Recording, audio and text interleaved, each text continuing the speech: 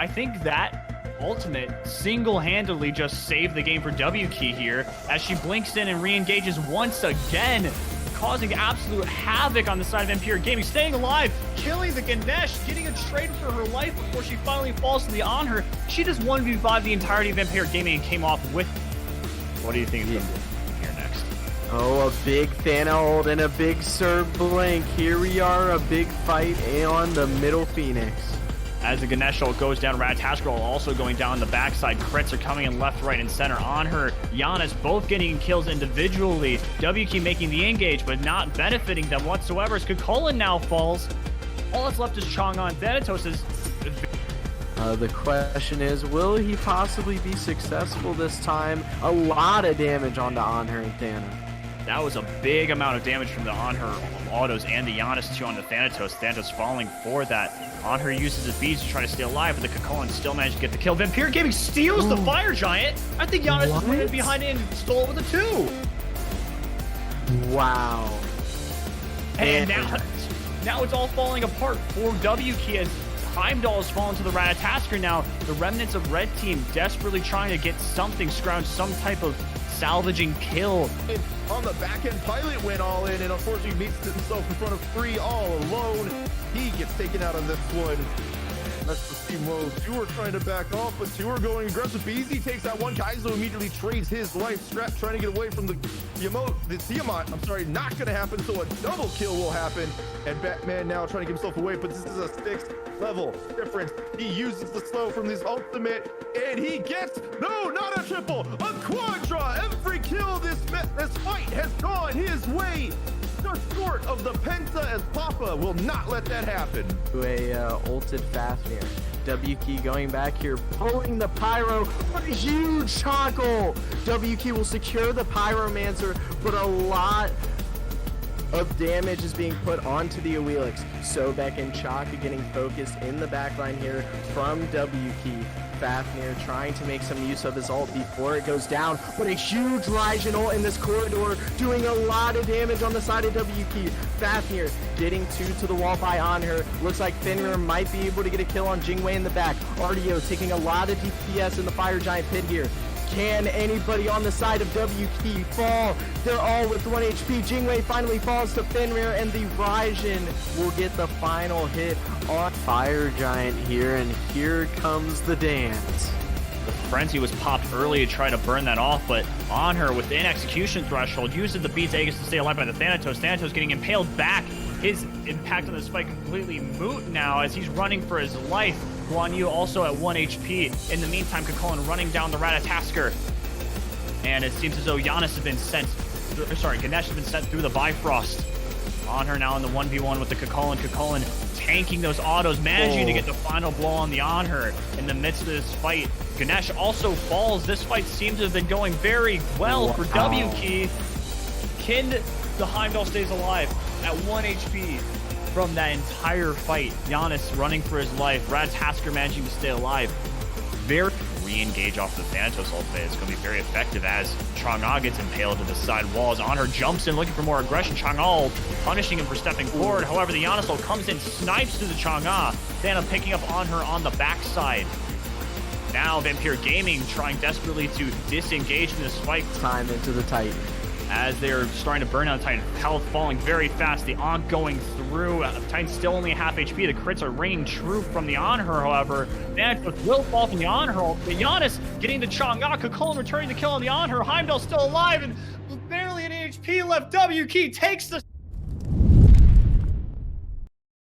Welcome everybody to another edition here of AGL Week 1 for this wonderful Season 6. I'm back again on the desk for you. If you were here earlier, you saw me, King Batu, and I have, although today now I have with me Spirited Book on the desk with me. How are you doing today? Not too bad, not too bad. How are you? Doing pretty good. We got a pretty stellar matchup we got here for you. Another Diamond division here. This one is going to be our Vikings division. We have Team Fusion versus RIT, RIT. I'll go by RIT because I like that. I'll RIT them off. But anyways, puns aside, looks like it should be a really good set. Got some 2 good solid teams here. Anything in particular as far as picks and bans that you want to see in this set? I mean, obviously, we're just going to see probably a lot of the top picks either banned or picked away in the top 2 slots, obviously. So gods like Tiamat, we're going to see Osiris, who's been on the rise a lot as of late through almost all of, what are we in, season 7 now? No, season 8. We're in season 8, aren't Season we? 8. Season 8 is Sometimes my, yes. it's so many numbers. You've played for how many years, and there's so many numbers, you just start to lose track. It's just year after year. But Tiamat, Osiris on the rise, as well as just a good flex potential. Gilgamesh as well, one of the newer gods in the game, and who's done really well. And of course, Morgan Le Fay, MLF, who's been on the rise as well. Yeah, a lot of those strong mages in there, but we won't keep you any more here. We'll get right into these picks and bans here. Fusion do have the first pick over RIT. But yeah, a lot of those going to be probably centered around those mages, see what we're going to see through here. But before we get to those mages, Gilgamesh first ban, not super surprising. Something if you don't want to see it, just get it out of the way. Benefit of that first pick. It is interesting that Fusion have elected to ban it, though. Usually when you're in the first pick position, you have a lot of freedom of, we want these picks. That is what's so great about first pick right now. Interesting they elect to ban it, but I mean, this is kind of what you have to do in RIT slot now, where you ban away the Tiamat because you don't want to see probably one of the most OP mages in the game right now, who's received nerf after nerf after nerf, who's still really good right now. So get her out of there. Yeah, and another warrior we've seen a lot of up in the top here, Odin. They're taking that away. Fusion definitely looking like they're trying to get something in that mid or carry role as that first pick, kind of just throwing away some of those, not necessarily solo jungles, but some of those kind of flex frontliners where you just have so much strength here.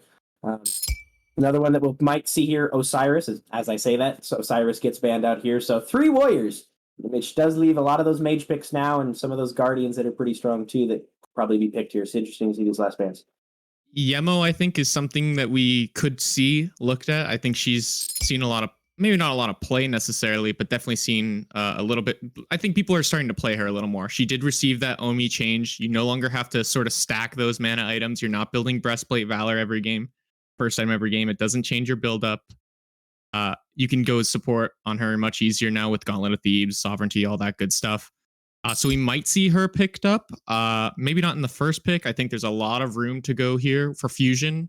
If you want to run Double Hunter, Soul's open. That's probably what you would look at first if you want to run Double Hunter. But who knows right now? I think it's kind of just a wait and see.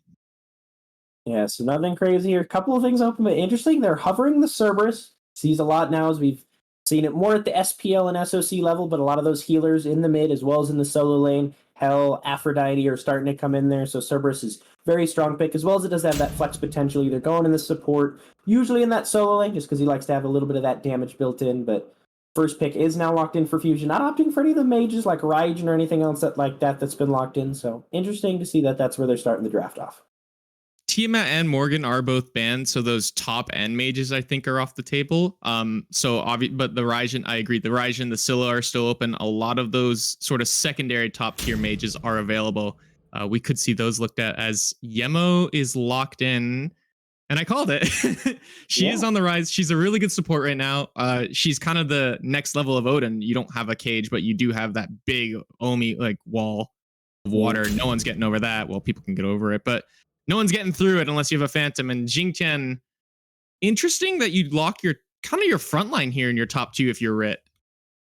Yeah, very safe frontliners. Umoja has that knock up that she can do, boost her team around, so she's got some great safety. And of course, those walls that she can kind of use for that self. And of course, Xingqian with that HP 5 passive, very hard to lock down. Opting there, it looks like RIT kind of wants to kind of set their front line, let their back kind of a little bit counter pick, see what they're going up against. And with that, though, the Raijin we spoke about up there, and another jungle that we've seen a lot of, this Fenrir also gets locked in as well. Could be support Fenrir as well, but I think that's probably going to go jungle just the way they've drafted this Cerberus Raijin. It's a lot of beads burn, and that's what I think is so good about taking a god like Cerberus in your top 3, or even the top 1 even. Cerberus burns beads super well. You just blink in, force the beads. Fenrir goes in after, and then you have a Raijin with lots of big damage to just follow up off of that Ragnarok ultimate. So, ooh. But the best way to counter Ragnarok is you hop in a big house and you just don't get eaten up by a dog. So, yeah, and Baba Yaga a little bit higher, and I think this is one of those kind of higher skilled gods just because the build is so important, able to stack that with your passive as well as just not the most survivable as far as that dash can easily be followed through, especially with Fenrir. That needs to be something you need to be worried about. That Brutalize can follow decently through that dash with that channel time, but first thing I'm thinking is if you're in a emoji cage and you have that house throwing down those fireballs, it can get really sketchy here. So I do like what RIT's got so far as a team fight, but really both kinds are screaming initiation dive, and whoever initiated second kind of might be a little bit behind. But as we go into that second phase, they're kind of following up with using the Cerberus is solo lane, the Fenrir jungle as they ban away that Fafnir. And I think that's probably the right call. I think Cerberus is a great flex potential, but you know, he can go support, he can go solo. He's got a great matchup in the Jing Chen low key because the anti-heal on Jing Chen's passive, he has such great HP 5. It's a good matchup for the Serb. Getting rid of a god that I think would do well with Fusion's comp of just amplifying that Raijin damage and amplifying that Hunter damage off of all that follow-up would be a really good idea. So just getting rid of that. And Loki ban, I think, is really good as well on Fusion's side. So because the last thing you need when you're getting Yemo Cage, Jing Chen ulted, chucking fire from your house that you're hanging out inside is a Loki in stealth form just backstabbing you from behind. So yeah, it ends up working out for some of those bans as well. Not something that they want, but Ymir banned out as well, just trying to do with a little bit of that space control as well. As mentioned, the Fafnir has some decent matchups and kind of that length of time over the time DPS that takes a little while. He can go into that transformation there and become immune a lot of that. But Rama ban as the last one, kind of feel like some of these are some target bans, maybe some research there. Interesting as we still have while Charybdis is not open, we still have gods like Dan Zaburo, On Her, Chernobog, some other top, picks that we see a little bit more of. So interesting to see that the Rama gets banned away. But with that, as this hover here, RIT looks to lock in their jungle and kind of wait on that Hunter as their last pick. Raven is locked in, and I kind of like this pick here. We don't see a lot of Raven. This is, out of all the gods I wrote down here, Raven is not one of them. He's not seeing a whole lot of play. I think Scary D was the one player in the SPL that was playing him consistently a lot, and that was more a comfort pick, I think, based towards that player. But to see him picked here, kind of like they need someone on RIT to dive in and live, because he's going to get blown up either by the Raijin, and now the Jingwei locked in with Sobek as the duo lane. So interesting duo lane here. Yeah, and it's really good into both these backliners. Raijin's pretty immobile, and in that Taiko drums makes an easy dunk for that Ravana alt, as well as the Jingwei. If he's able to force out that ult or that long dash away, he's able to chase down with that leap of the ult.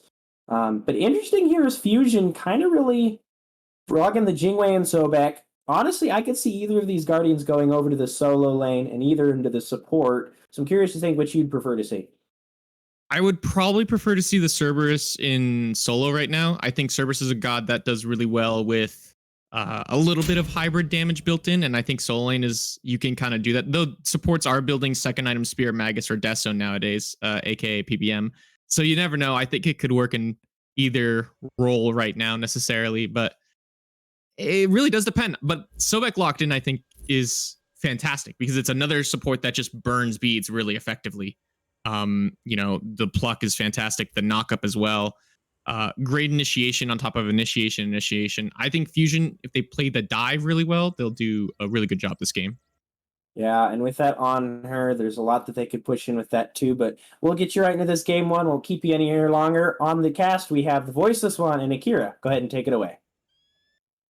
Thank you very much, Batu and Spirited. This is the voiceless one. Joining me today is Akira. How you doing out there, man? Pretty good. How about yourself?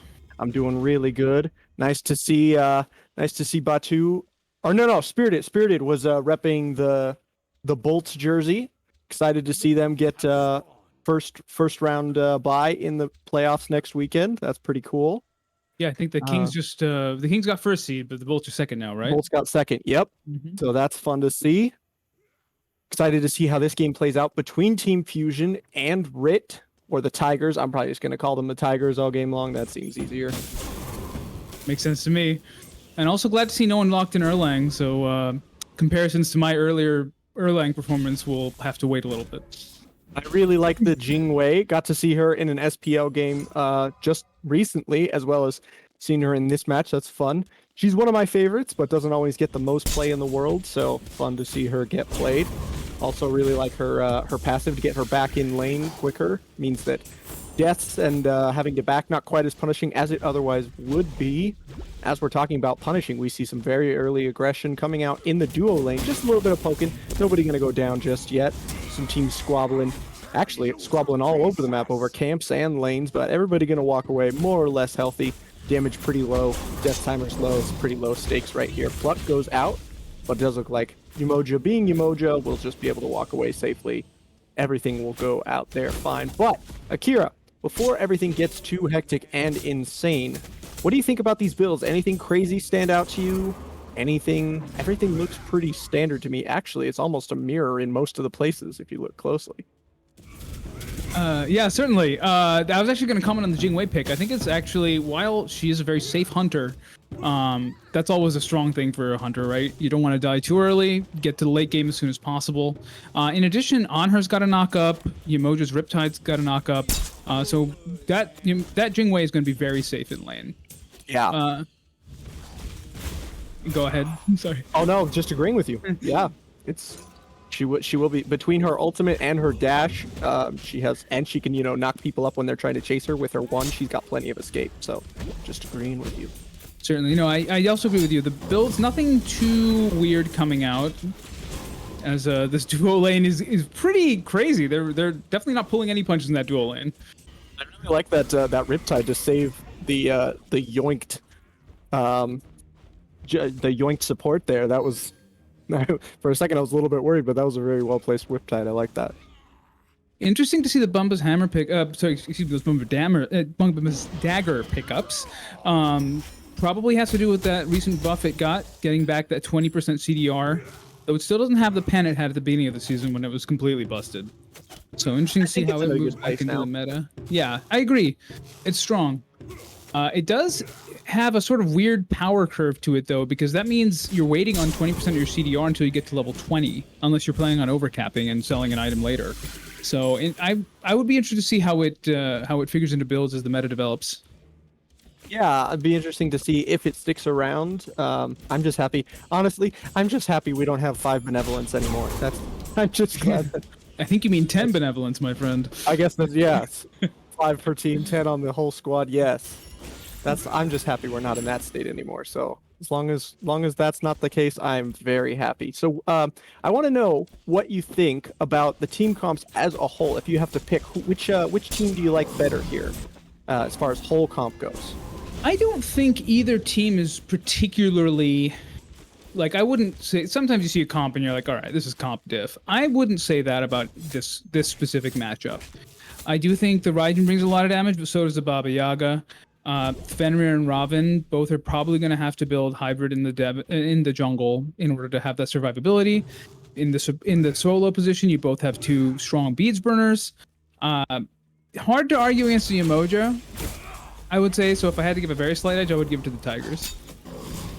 Yeah, I like the Ravana a little bit better in the jungle just because he does have a little bit of extra tankiness. As we see early kill go down here towards Team Fusion, they're going to pick up on her in the duo lane, and the Umoja will make it back underneath her tower with her life. That's first blood drawn, and it looks like the jungler in the Fenrir is going to back and buy himself some nice goodies with the gold. He gets that immediately, picking up the Jotuns. So I like that. That's a solid second item. It's kind of middle of the road. You can kind of go into lots of different things with that. I like the Jotun's pickup too, and it'll be interesting to see if he builds into more CDR, because if he does, that's probably signaling that he's going to finish off his Bumbas into a Bumba's Spear rather than a Bumba's Hammer, which does actually have the 10% pen if I recall correctly. The other interesting thing I'm seeing here is that the Baba Yaga seems to be going into that Warlock staff. Oh, we've got a big team fight here. He's going to get chomped by the Ragnarok and get dragged back in the Ravana. As I mentioned previously, saying he had a little bit more survivability. Egg on face, he goes down immediately to the help of the Fenrir with a couple other players from Team Fusion. The Xingqiang will make it out safely, but that is a second kill now going the way of Team Fusion. But credit where credit is due. The Tigers are playing their lanes very well. Gold deficit is non-existent. So despite the fact that 2 kills have gone the way of Team Fusion, the Tigers are staying on top of camps and farming those lanes very well, not falling behind in gold whatsoever. XP, though, that's a little bit of a different story. Definitely would agree. At this point, the In fact, actually, I'm wrong. It's the same. I disagree. Sorry about that. The XP is not even not creating a gulf there either. So this game is really even despite the slash lines. I was gonna comment on how interesting it is to see the Raijin also go into that Warlock staff. I guess Raijin does, if I recall correctly, have one of the larger health pools for a mage, so it does sort of synergize with that. Definitely obvious for the Baba Yaga though. The passive making stacking very easy, very quick for her. Likely going to see at least one other stacking item before this game is done. Yeah, be interested to see if that's going to be like a Charon's coin. Is that what you think you'd like to go with in that situation? I think I would. I think the Book of Thoth, like, I mean, if you're going to meme and just build all the stacking items, that would be cool and I would enjoy that. But I think Book of Thoth is not really in the meta right now. But of course, I've been wrong already twice, so we'll see what happens. Probably going to be a Book of Thoth next.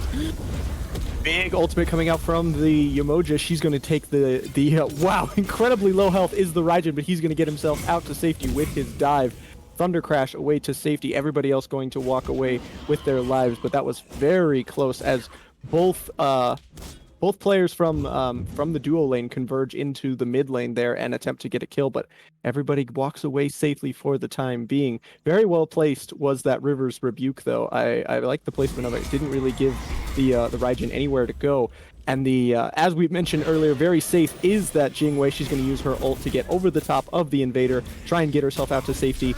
But the Chomp will come in, going to get dragged back just a little bit, but the transform comes in and that will help her escape. As the fight turns around, they're going to burn down the Ravana for his second death of the game so far, and now the bongo drums coming out from the Raijin. He's going to take very low health down onto the Anhur. He's going to fall as well, so that's now 4 unanswered kills going over to Team Fusion as they pick up a big lead in the slash line, and that duo lane starting to trend more towards the Jingwei, as she's 1-0-2 as compared to the 0-2 of the counterpart in the Anhur, as they pick up Greater Scorpion here as well over on Gold Fury's side.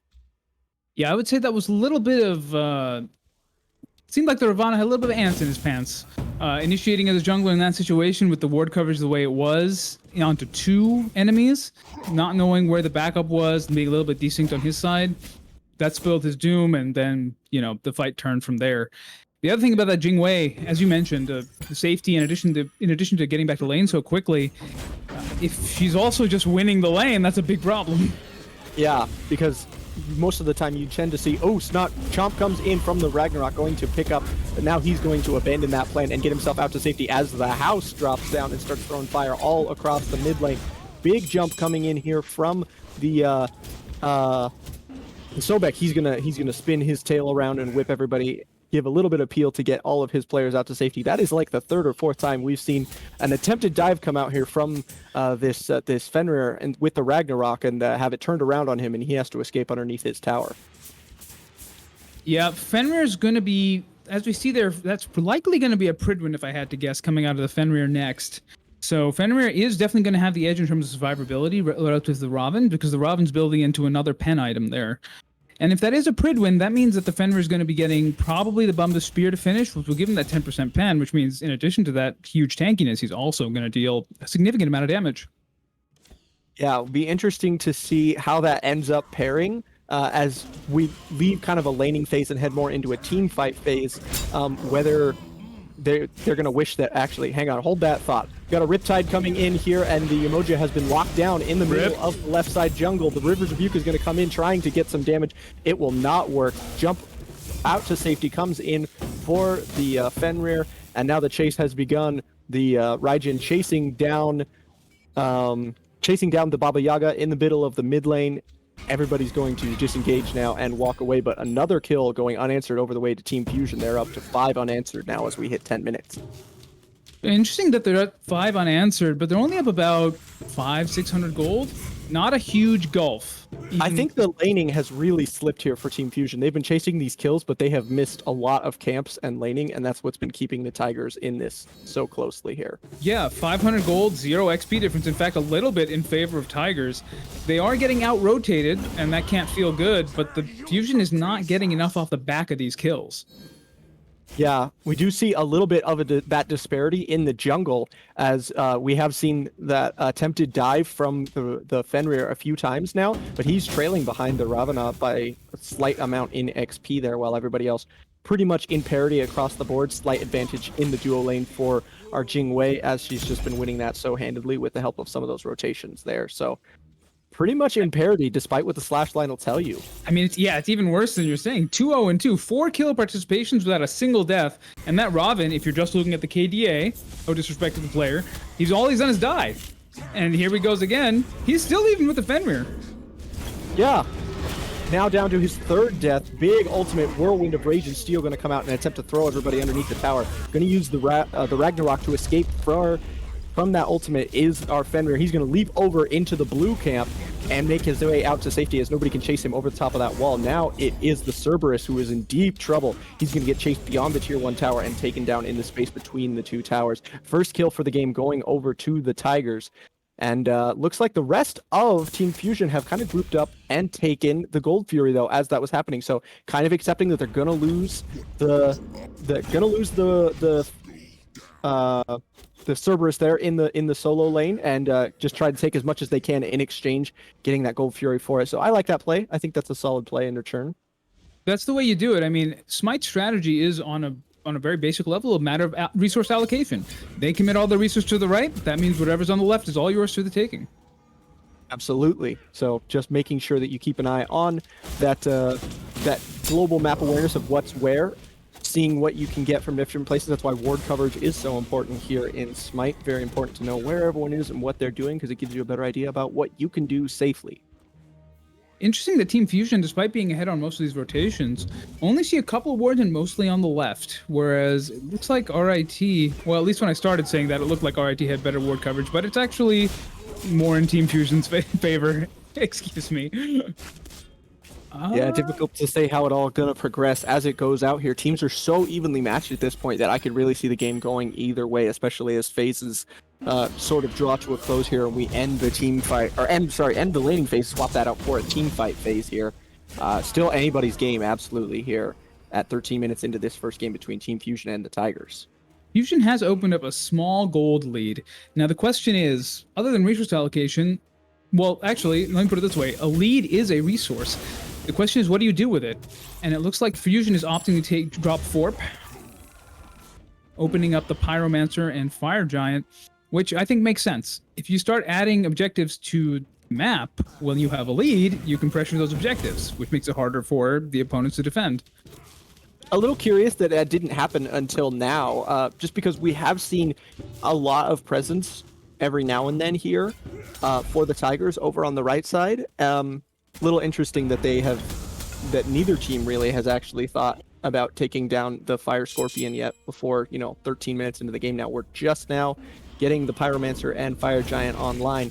Ooh, collapse coming in from Team Fusion. They're going to look to punish an overextension from the Xingqiang on the Tigers. They're going to dive right underneath the tower trying to get him. He's going to use a couple leaps to get himself out to safety, but the Cerberus is going to chase in. The Whirlwind of Rage and Steel not going to connect and get anybody underneath the tower. They'll continue to chase him, and eventually the Raijin will get the kill, but the River's Rebuke comes out attempting to punish. Oh no, misplaced. There's a hole at the end, and everybody just walks out to safety. No harm done at all to the players of Team Fusion, and then they turn around and collapse immediately back onto the Yemoja. She's going to have to get out underneath her tier 2 tower before she gets herself in trouble. Off screen in the duo lane, we do see Jingwei going to get taken down, but they will answer back and get the Yemoja underneath the tier 1 tower in exchange. Kills still in favor of Team Fusion. Finally, the teams will disengage as the Baba Yaga will make it out underneath the tier 1 tower, and all of Team Fusion will head back to spend all the gold that they now have in hand. I mean, it's a 2-for-1 across the map.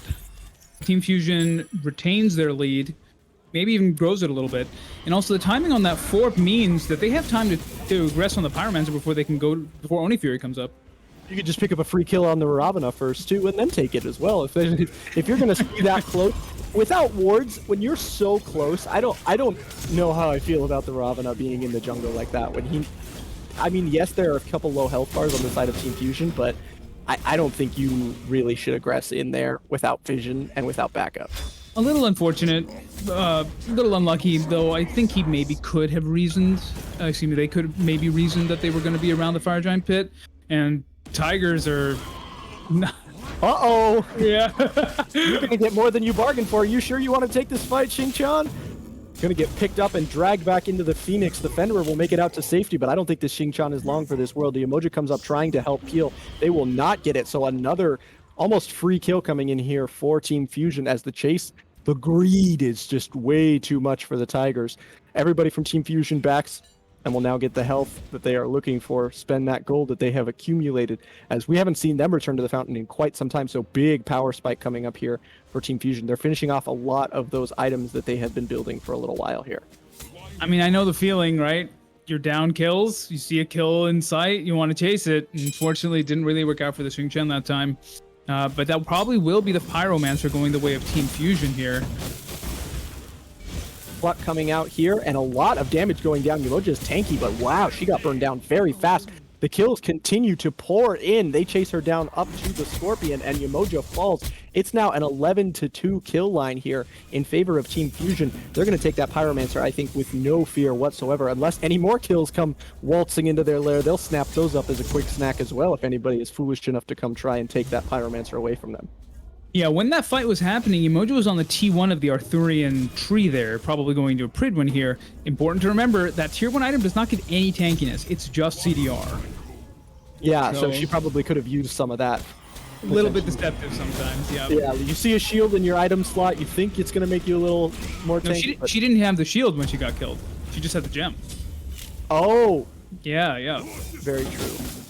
Well, a counter kill is going to go on here. We will see the Cerberus drop for Team Fusion, and they continue to chase. Baba Yaga going to find a kill on her fellow mid laner, getting some revenge for all the plight that her teammates have gone through. The Ravana goes down once again. Now poor Ravana is 0-5. Ult comes in as Jingwei has made her way across through the Fire Giant pit, going to pick up the kill onto Xingqian. It's a 2-for-2 trade across the board here, totally even, but the health bar for Sobek is extremely low. He's going to have to back without, or he's going to find himself in big trouble. Pyromancer still not taken by either team, and the health bars are high enough that I think if they chose to, the Tigers could pull it here, but they're going to opt to return to lane, as they do have a tower being pushed in this duo lane, so they can push another lane in and get themselves the first tower in that lane, get a little bit of a laning advantage against that Jingwei. Not to mention just opening up the map a little bit more. I definitely have to comment on this Baba Yaga. That player is definitely, CJ the Immortal is definitely playing this correctly. Despite the kills going against CJ's team, the Baba Yaga is 3-0, has a level advantage on the Raijin, skipped both Karen's Coin and Book of Thoth, going for that Obsidian Shard. Now, plus the Warlock Staff, that's 50% pen on that first ability. That's huge. Or excuse me, 40% pen just from 2 items. Yeah, gonna shred anybody who gets in her way, and that is kind of what you want your Baba Yaga to do. Dive coming in here under the tier 1 tower. The ultimate gonna push everybody away on her, not really looking to die today, but they will charge in and face him anyway. Oh, wonderful River's Rebuke, gonna lock everybody into the tower. Unfortunately, the players that were locked in are a little bit tanky. They can afford to take a couple tower hits before they get themselves out. As we mentioned before, Jingwei, she's got all the escape in the world. She'll get herself out before the tower starts to target her. They're gonna aggress a little bit further, trying to look for a little bit of a squabble over this void camp. It's already been taken, but that doesn't mean they can't look for kills underneath the tower as well. Emoji going to be pushed back and use the Riptide to try and get herself out to safety, as most of the players for Team Fusion are looking to either start a fight or probably take this Fury. They'll get the tier 1 tower, and they're looking to tussle right here, man. Yeah, that was a huge Phantom Veil out of the Sobek there as well, keeping that team alive since they mostly use their movement abilities to take on the On-Her. Uh-oh. There's the power of that Baba Yaga. That's what I meant by saying that CJ was playing this correctly. Keeping the Baba Yaga alive, farming up the late game, that's what Baba Yaga wants. You hop in the house, you deal 1 million damage to everyone. Yeah, and that's what we see here in this team fight. Everybody dropping low, and the chase is on. All of the Tigers have collapsed and torn the front line of Team Fusion to pieces. Only the Jingwei and the Fenrir are going to get themselves out to safety, and now the Tigers can take the Gold Fury. Oni Fury, without really any fear of that being snatched away from them. This Jingwei might try and stick around and attempt to steal, but that's a dangerous game to play with all 5 members up on the enemy team. She's going to drop very low and probably going to need to use some of that escapability to get herself out, as the Tigers do pick up the Oni Fury, going to give their waves a little more spice.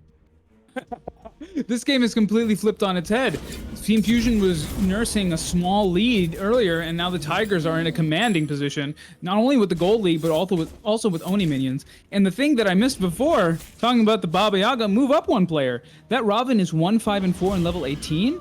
On the other side, the jungler Fenrir, 2-0-9, hasn't died once, down 4 levels at 14. Not sure what's going on there with the farming.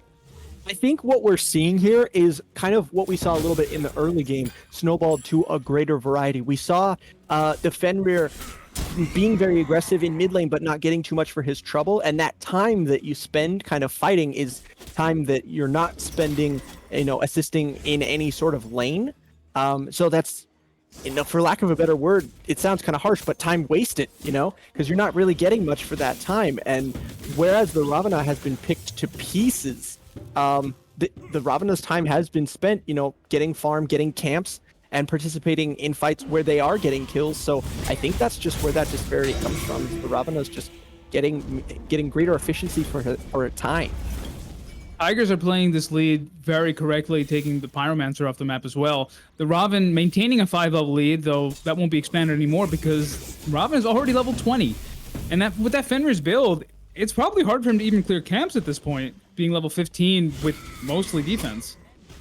Yeah, and now the Ravana pretty much has impunity between Ravana's natural tankiness combined with all the support he has from his teammates. He can kind of just go wherever. He's like got diplomatic immunity card in his back pocket right now. He can just kind of start bullying anybody in the backline that he feels like and then get himself out to safety with all that tankiness. That Ansile is also huge for the Raven, just because you've got Sobek and Cerberus both pumping out magical damage. That means Raven dies the backline. Whoever's peeling for the carries is going to end up silencing them. So, folks, do not be fooled. Slash line is a lie here. It does say 14-7 up there at the top of the screen, but the Tigers are ahead in a big way. And there's even, you can see right at the bottom, XP almost 5,000 up and 2,000 gold in it, potentially even more, as there are a couple towers for Team Fusion that are on death's door. Just a little sneeze will poke those down and give another 500 gold over to the Tigers. So that is not always what we see here, but the slash line is a lie, as the Fire Giant looks to be the next point of contention. I think we're going to see both teams group up, and I think that's where we're going to see this game kind of enter the end game, is fight around Fire Giant here, as we sort of see them group up for that. I agree. I think it's time for the traditional Fire Giant dance that all Smite players know and learn as children. The Raven does go into that bump spear. And on top of that, I don't want to overstate the lead, though. This is still a close enough game that, a couple things swing Team Fusion's way and they're back on top. Absolutely. And also, as you mentioned about the slash lines, just remember that next time you're in the ranked game and someone is talking about your slash line, just hit that mute button. They don't know what they're talking about. Or just point them to this cast. Absolutely. Got to share that cast, get that rep, show people our league. Spread the word of the Albion Giants. Always looking to build it up, make a bigger scene for everybody out there who loves some competitive Smite just as much as we do. Squabble has begun, wards being placed, teams exchanging small slap boxing blows in the middle of that Fire Giant pit. Everybody has grouped up here with the exception of the Fenrir, who's looking to rotate over. I wouldn't be surprised if they send him to kind of keep an eye on the solo and mid lanes so that he can get a little bit more farm and try and catch up to the Ravana, because you do tend to kind of see one or two players rotate in and out as they dance around the Fire Giant. I wouldn't be surprised to see that be our Fenrir here, just because he does need the experience so badly. I agree. I think it's a smart play. Get the Fenrir back into the game, especially since no one's really committing to the Fire Giant. There's nothing else on the map to take. If he shows on a wave, though, it might be a sign for the Tigers to move in on the Fire Giant, but they seem to have gotten off of it, both teams together. Yeah, neither team really showing a huge interest in pulling the Fire Giant. They both kind of hung out there, wanting to stop the other team from getting it, but when neither team showed any interest in pulling it, they just kind of both backed away. But now the fight has broken out in a big way in mid lane, catching an overextension from the Cerberus. The River's Rebuke will punish hard, and he will be dragged into his death, but a counter kill will be going down onto the Ravana, who has been absolutely bullied to death so far this game. With a sliver of health, both the Sobek and the Raijin will escape themselves out to safety, and remaining here are just a couple of of carries. We got the Assassin and the Hunter here going to push in just a little bit and try and remain in the area to make sure the RIT Tigers can't just take this Fire Giant for free. I think I would say that the Tigers are actually playing this a little bit too patiently. With that huge jungle lead, I think at that point you do want to try and start forcing the matter a little bit, forcing the issue a little bit. They do trade out their jungler for the Cerberus. It's sort of an even trade, but it's actually really in favor of Team Fusion because that 5-level lead, 20-15 for the Raven over the Fenrir, it's been cut to 2. The Fenrir is eventually going to hit level 20. I do agree with you about a little bit of indecision here for the Tigers. Even though there was only 1 kill, they had to know that they forced 2 players from Team Fusion to back there. And with that time that you gained, I think if you're a little bit more decisive, you can immediately pull Fire Giant. And maybe you don't get it for free, but you have a much better chance of taking it than you would right now, which is now what they're faced up against is a full 5v5 fight again. So I think a little bit of a missed opportunity there for the Tigers. Possible they could have taken it. I'm not sure if I would have pulled it in that sense necessarily. I just meant there was too much jockeying for position while the Fenrir was going around cutting into the lead. And it does look like it is paying dividends for Team Fusion, though. As the numbers get higher, the relative gold lead, the absolute amount of gold lead isn't really changing, which means the relative amount of gold lead is shrinking. So, you know, the 2,000 or so gold lead there is now, it doesn't matter as much as it did back when both teams were around 40k gold. And even further, the XP difference is something that will only matter until, you know, everybody hits 20. So the longer that Tigers delay here, the less the XP difference is going to matter. The Fire Giant has been pulled. Team Fusion are the aggressors. They've got it down to about half health. Everybody from Tigers were a little bit out of position. They're having to rotate over now, but now Team Fusion have abandoned the Fire Giant and immediately turned to aggress onto the Chaos team. Their fire damage seems to be a little bit too much for them. Rivers Review comes out, and the players from Team Fusion are a little bit segmented. The crash comes through, and all the health bars are looking lower for Fusion than they are on the Tigers. Everybody going to back away as the Tigers will take the Pyromancer as a little bit of a consolation prize, not seeing any kills. Oh, seeing someone just a little bit out of position. Team Fusion immediately dive and get 1 more kill onto the ever-bullied Ravana. Now the house has come out, and the fire damage is spread in a big way across all of Team Fusion. They're going to get 2 big kills to answer back, but turnaround kill onto the Baba Yaga. It is a slugfest, and both teams are getting absolutely wrecked. The Fenrir will escape with just a sliver of health. The Raijin will be forced back under tower. There are 3 players remaining for Tigers. They can if they want to. I think they can take this if they want to, and they're going to try. They immediately turn, and they're going to pull Fire Giant. I think that's why Raijin didn't go all the way back, because Faken knew that there was a distinct possibility they'd pull fire, but he might die for it. Now they're going to chase him down back into the solo lane. He's been collapsed upon. I don't think he's long for this world. He's not even running in the correct direction. But what that does do is the Fire Giant now cannot be pulled. Players too low. Ragnarok going to come in as the only remaining player for Team Fusion, looking for an equalizing kill. Not going to happen to leap over into the blue camp. He will eventually get it as he follows through. He may pay for it with his life. And, well, with... This is so hard to say. It's the other side of the coin now, right? That Anhur got out because of the jump. He has all that peel. Except the last bit of Anhur's peel is that push, right? So Fenrir is immune to that in the Brutalize, and Fenrir gets out with his life.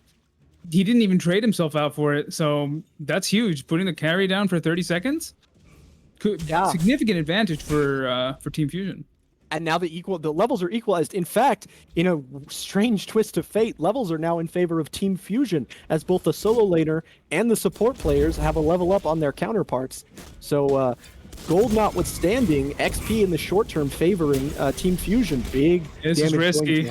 Yeah, I don't know how I feel about you going in there by yourself, Sobek. He's going to have to use Lurking in the Waters to get himself out to safety. Will eventually get out there, but he can't stick around. Now I don't agree with I don't know about this.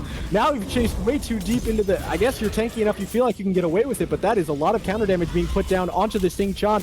Wow, they nearly take down the Fenrir in exchange, but the Xing Chan will be taken down. The Fenrir will escape with 1 inch of his life. Now the drums coming out, going to try and get a little bit of final kill damage onto the Ravana. He goes down again, the poor man. Oh, one out for your boy, Ravana. As everybody going to disengage once again. It's a 1-for-2 trade in favor of Team Fusion. And we're 30 minutes in, and there's still no Fire Giant taken by either team. They've been squabbling over it for like 7 minutes straight now. And in fact, there will never be a Fire Giant taken in this match, because now any Fire Giant that's taken will be the Enhanced Fire Giant. True. Enhanced Fire Giant now on the table. So we're now entering the stage of the game where one missed team fight can be victory or defeat here. Make no mistake, with everybody all kitted out with full item builds and an Enhanced Fire Giant, these Phoenixes and the towers will melt. So a team wipe here is essentially a game over for either team. Certainly. Now, I mean, I would say that on one hand, you could say that the teams need a little more discipline.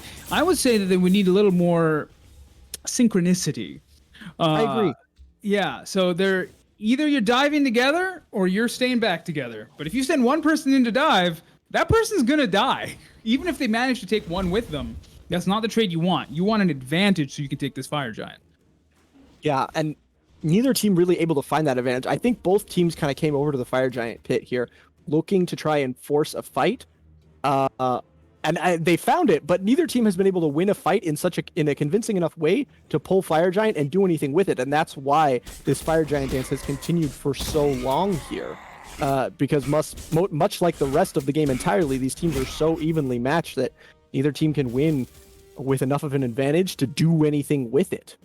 And you see that in the game state. The game state is basically stalled out, except for the ways that are inevitable, right? Levels eventually are going to hit 20. Builds are eventually going to hit full. But objectives aren't really being taken insofar as there are any. Towers aren't being taken. Waves are maybe pushed up a little bit here or there, but it's not in like a massive way. It's all about this Fire Giant for both these teams' focuses. And there's not really a lot that can be, done here to pull attention away from the Fire Giant. The Fury will be back up. That is the Oni. Yeah, so you can look to make a little bit of a play around that if you're either one of these teams. And the Tigers are collapse going on here onto Tigers are going to go for it, but the collapse is going to turn around and go onto the Xing Chan. He's going to get taken down to about half health. He's being chased a big way. He's down to about 25% health. Going to use a couple leaps to get himself out to safety. They continue to chase. The Oni Fury goes down across the map, so this is a 4v5 because the Anhur is not here. Now they know. Far, it hasn't paid off for either team. Wow, the Baba Yaga going to use the house to help peel and get away, and I think that's going to mean that everybody for the Tigers is going to be able to get away with their lives. So Anhur's here. Yeah, Anhurst made it back. Incredibly, the RIT Tigers, they get away with it. They get the Fury, and they get everybody out safely. They don't get away with it? He does? Yeah, he's back underneath tower. Incredible. So incredibly well played for the Tigers there. It doesn't look like anything happens, but that's a win for the Tigers because they pick up Fury off screen in a 4 versus 5, and they don't lose anything for it. They don't lose any kills. They don't lose the Enhanced Fire Giant. They don't lose anything. They can let that Fury, those Fury waves now push out, go back, heal up, and then set up a Fire Giant fight with that advantage of map pressure being forced against Team Fusion now. Yep, that's why multitasking is so important. There was no vision on the Oni Fury, incredibly important at this stage in the game for Team Fusion. And now when someone shows on the wave, that's Team Fusion's go button. Yeah, and they can see that everybody has backed just a little bit on Team Fusion, so they immediately pull the Fire Giant.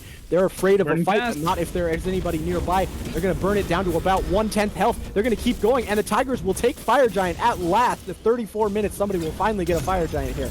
Now the disengage has come in. The Team Fusion do not want to fight this now that the Fire Giant has gone down, but it will not work out that way for Quibbles. He's going to go down on that Cerberus. Everybody else on the side of Team Fusion will get themselves out safely, but now the Pyromancer has gone down. Fire Giant buff up on all 5 players of the Tigers, and the towers are starting to fall due to that previous Oni wave pressure. So now this is looking to be a Phoenix Siege, and if this Phoenix Siege goes wrong, this is game.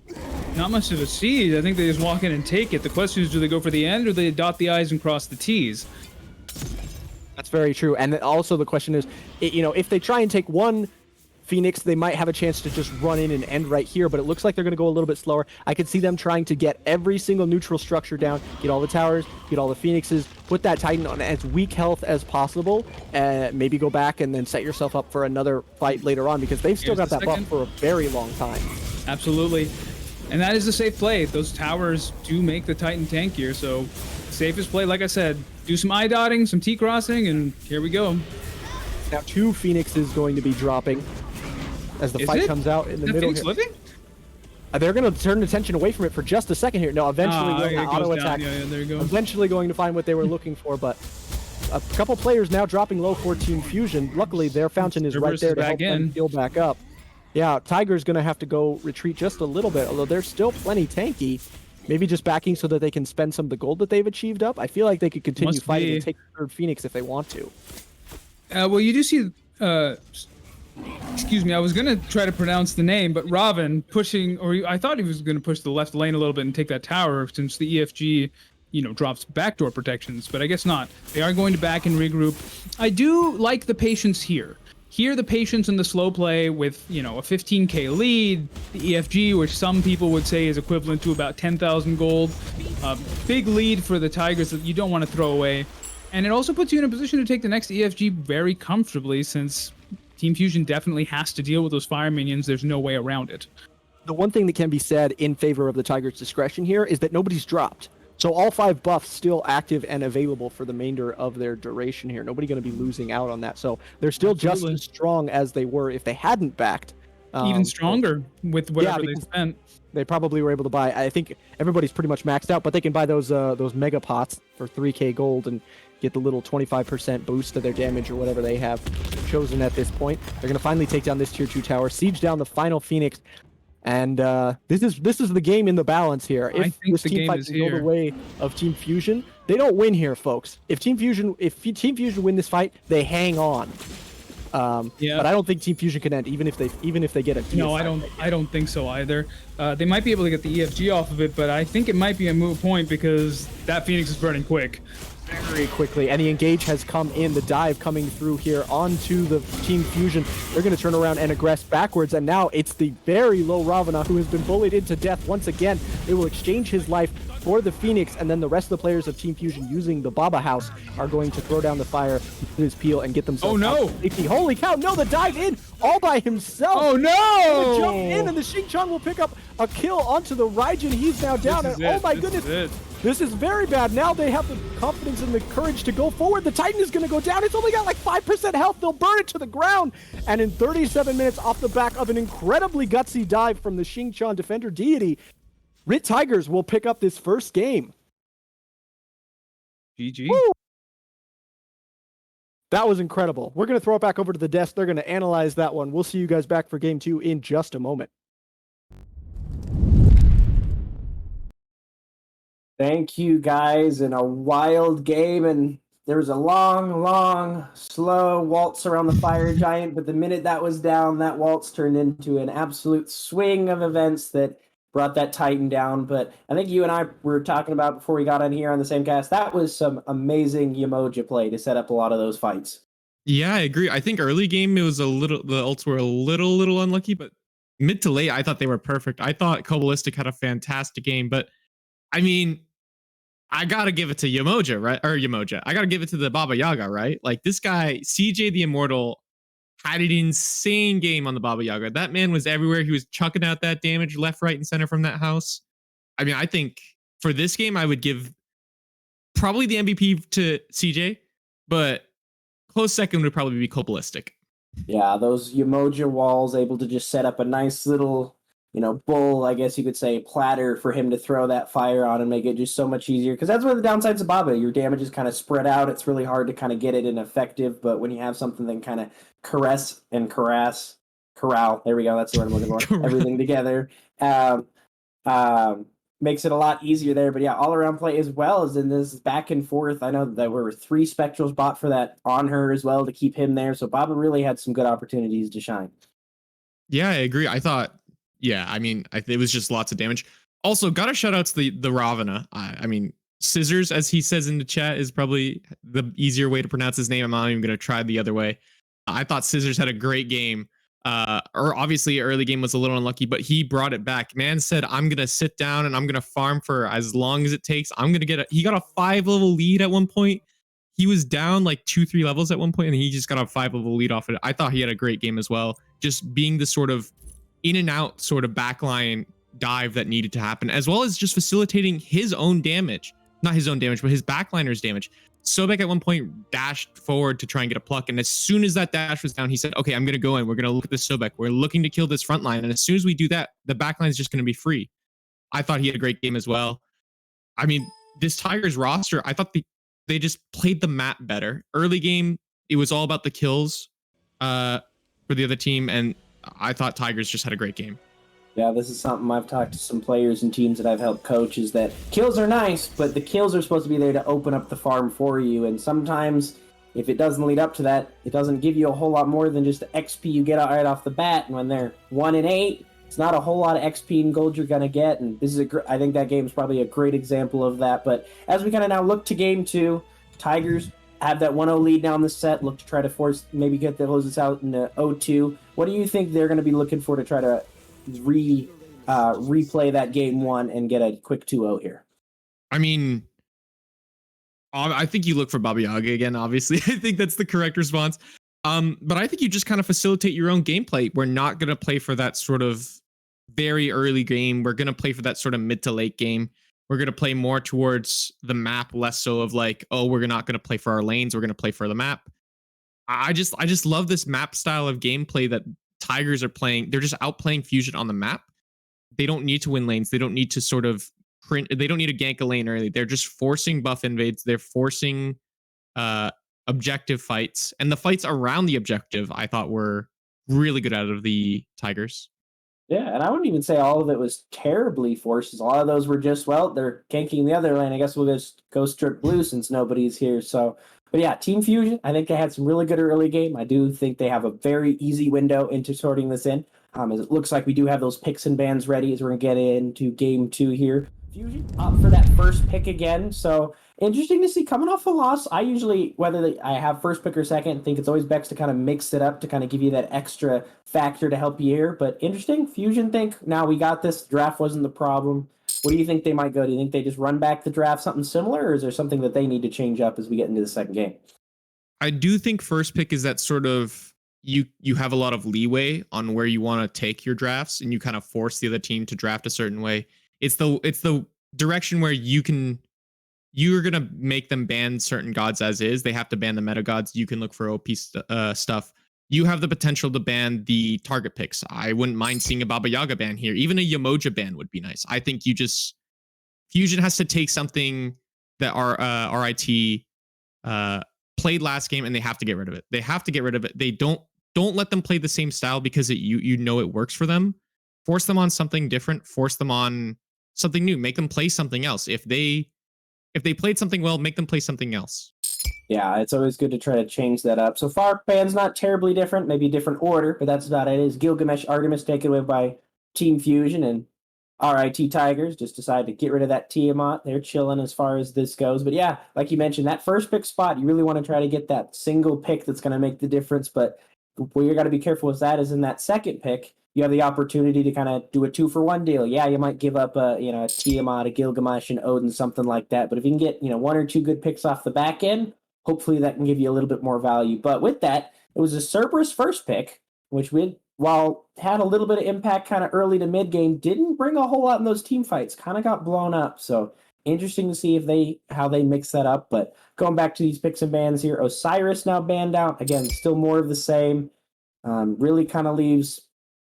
And as you mentioned there's the Baba Yaga Fusion ban, but this now kind of leaves RIT an interesting spot. Morgan Le Fay is still open. Odin is still open. Probably seeing at least one of those. I mean, which one are you letting through here? Is Morgan Le Fay that strong? Isn't that something you want to give to, I believe it's Bacon that had that Raijin in that first game. Is that someone you want to see him on in this second game? Bacon, I thought last game actually was, Bacon actually was the sort of like, so to say, the saving grace of Fusion. I thought he had a really good game actually. On that Raijin pick. It's interesting to see the MLF ban. I thought that would be a pick that they would want Fusion on. MLF is really good, but I find she's actually really easy to, once you get on top of her, she's really easy to kill. And I thought if you give them that, you could maybe get on, you're just play to kill the mid laner, but they do ban it out, and Odin is getting hover right now and will be locked in. I mean, it's pressure in solo lane, and that's something we didn't really see last game. It was just Guardian versus Guardian. So we do have, although could be jungle, could be support as well. So you never know. Yeah, again, a little bit of that flex potential. I'm with you, though. I do think I'd want to see this Odin in the solo lane just because it has a good bit of damage. You want that Odin just to be spammy, have those abilities, and just exist to be that nuisance that he can be. But someone that's fallen out that we haven't talked about really yet. RIT is hovering the Athena. Wasn't banned or picked in game 1.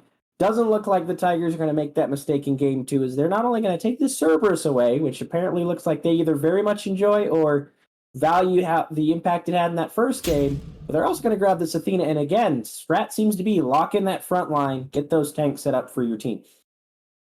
These are this is honestly just taking what Fusion did. It's almost BM. They're saying we're gonna use your strategy and we're just gonna do it better.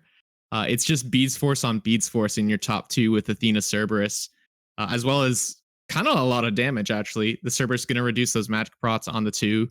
I mean, this is an insane top two, but it does kind of show what your front line is. If Fusion pick around that, I think they can actually just punish this really hard with just CC immune ultimates. I think is just how the direction of this composition from Fusion. Yeah, which Odin doesn't have, but Odin with that 3 can actually mean the Cerberus all pretty well. A little bit more difficult into the Athena, but hey, every little aspect can get here. But interesting to see where Fusion's going with the draft now. Looking at this Thor, not usually a jungler we talk about, especially with kind of the hybrid junglers, kind of third front line that we get there. And Rama, which was banned away by Team Fusion, they must really like this pick and respect it, because banned at game 1, and they have to pick it 5th overall here in the top of the phase for game 2. Rama is definitely in the conversation for one of the best hunters in the game right now, outside of Artemis, who was obviously banned. But he is definitely there. He is in that top conversation, and a good matchup in Rama is, of course, that Heimdallr, which is being hovered right now. And I think this is a god that scales really well and does really well with a frontline 2v2 like Athena Cerberus, who are just going to force those beads. Because if you don't have beads, you're getting sent to Niflheim. Yeah, and even outside of that, just those cleave autos that if you taunt 2 or 3 people, you don't really have to aim at just one. You can just kind of start throwing those autos in there. But yeah, like you mentioned before, RIT Tigers kind of running back a little bit of this frontline CC that a Fusion tried to do. Fusion going a whole different direction. These seems very much dive heavy. You got the Thor, Anvil of Dawn alt. You got the Odin that just wants to blink cage somebody, and then the Rama who can get in that alt, hit him from a mile away on that backline too. So a lot of impact there, but RIT understood that they played the emoji well. They don't have it in their comp here. They're going to ban that away as we start the second phase of bans. I think Emoji does really well with Fusion's comp. I'm really glad to see that bend away. Just more walls on top of walls. You only you ideally only build one Phantom, and maybe sometimes two, but if those are forced, you kind of don't have a Phantom for the other alt. So I don't mind seeing that being taken away, as well as just the sustain. I thought that did a lot last game, and I think Fusion does really well with a god like that. So seeing it off the board, really good to see. As it seems like both teams are kind of trading their own picks now, right? The Fenrir was on Fusion side. They are saying, heck that god. Yamoja on the RIT, they're banning that. They said, we don't want you playing our god. It's almost like RIT took Fusion's strat and they said, okay, but you don't get this god that we had last game. Yeah, kind of questioning if the team names are right. Like, are we sure Fusion's that first pick? Like, they're drafting as if they're drafted against each other. But regardless, some good picks and bans there. I also really like here as well, RIT with their jungler, who did get far behind. Like I think I mentioned, I think at one point he was 1-8 and still ahead. So I don't think he really have to worry about picking his jungler. And then, of course, the mid laner there on that Baba Yaga was just absolutely fragged out. So I don't mind waiting on these 2 picks here, but they decide to ban the Raijin away. Even though they have the first pick, they could have picked them up themselves, but just understanding not what they're looking for. Don't want to give that away to Fusion. Like we mentioned, Bacon had a really strong game on that. Probably one of the doing so much damage on his team, especially with some of the alts that were all coming through and everything. But Loki banned out again. So really, Fusion looking towards that jungle since they've locked in the Thor makes a lot of sense.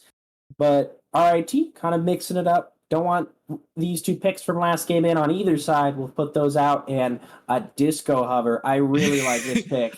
I also actually really love this pick. Oh my gosh. Okay.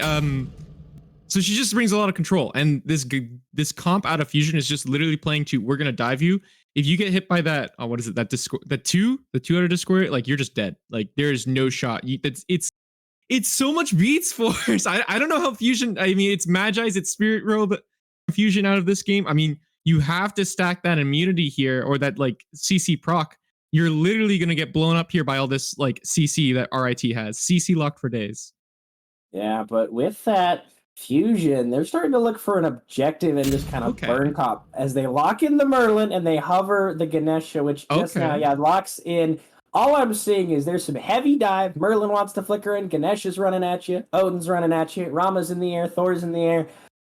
Looking now as we're waiting for RIT's jungle pick, what do you pick? There's nobody to go on. Like, you know what? I know exactly what you do. Just try to match the space control, but if this Hunbats get locked in, I like it, but I don't know. Fusion just has W key written all over their team comp right now.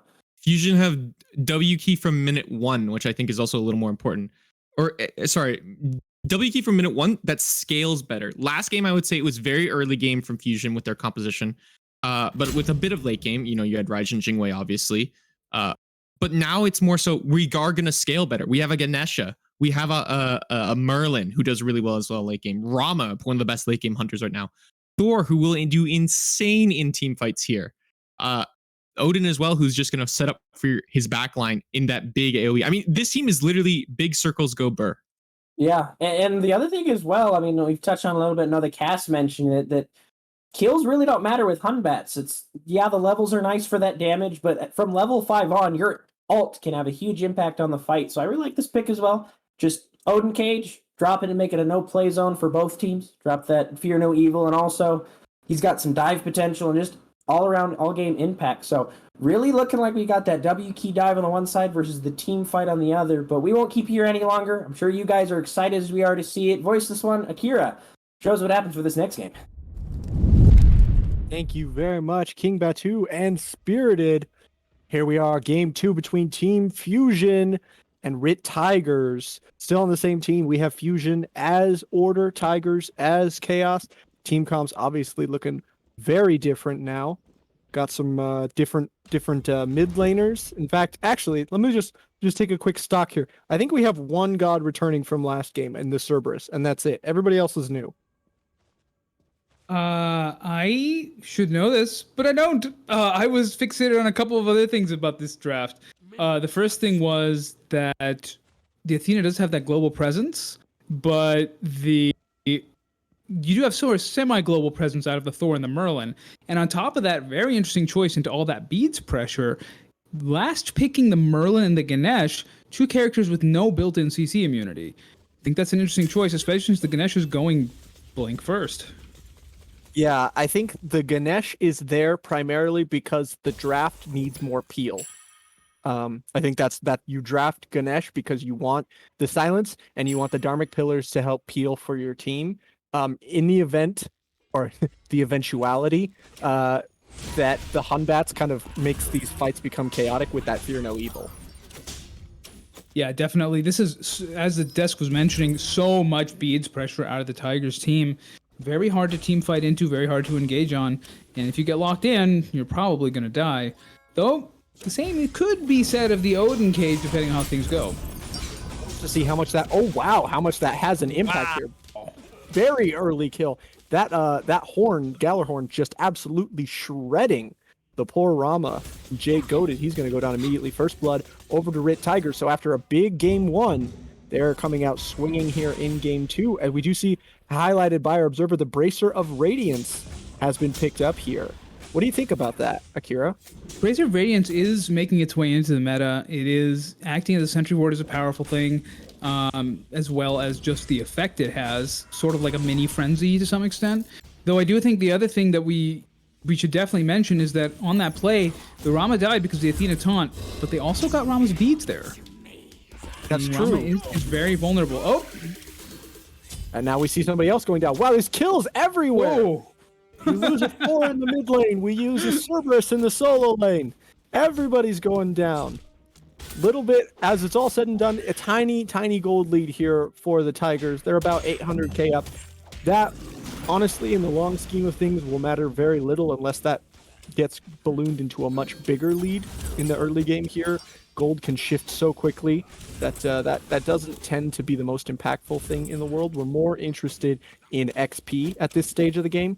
And we see the biggest disparity in the solo lane. Odin at 4, Cerberus at 2. That is already a bit of a difficult lane for Cerberus, and that's just got harder. That's powerful. The Odin has an extra ability. And in the dual lane, just as you were saying, I remember hearing Raffer talking about Ganesh and basically saying, I don't care what happens for the first 5 or 10 minutes of the game. It doesn't matter.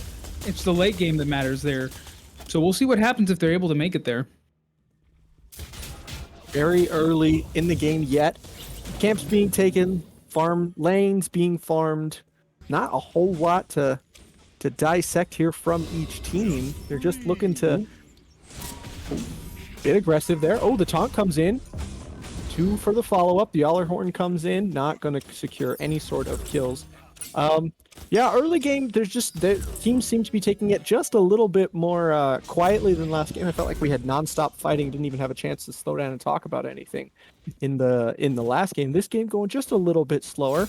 Other than that other early item, the starter that we had discussed, what else? Anything look crazy, seem off to you about these builds? Anything you like? Anything you don't like? Oh, actually, he'll get away. Close one, but he gets away. The thing I do want to comment on that I think is interesting and nice is the variety of starters coming out of the mid lane. We've seen Sands of Time, we've seen Conduit Gem, and I think last game we saw Vamp Shroud as well.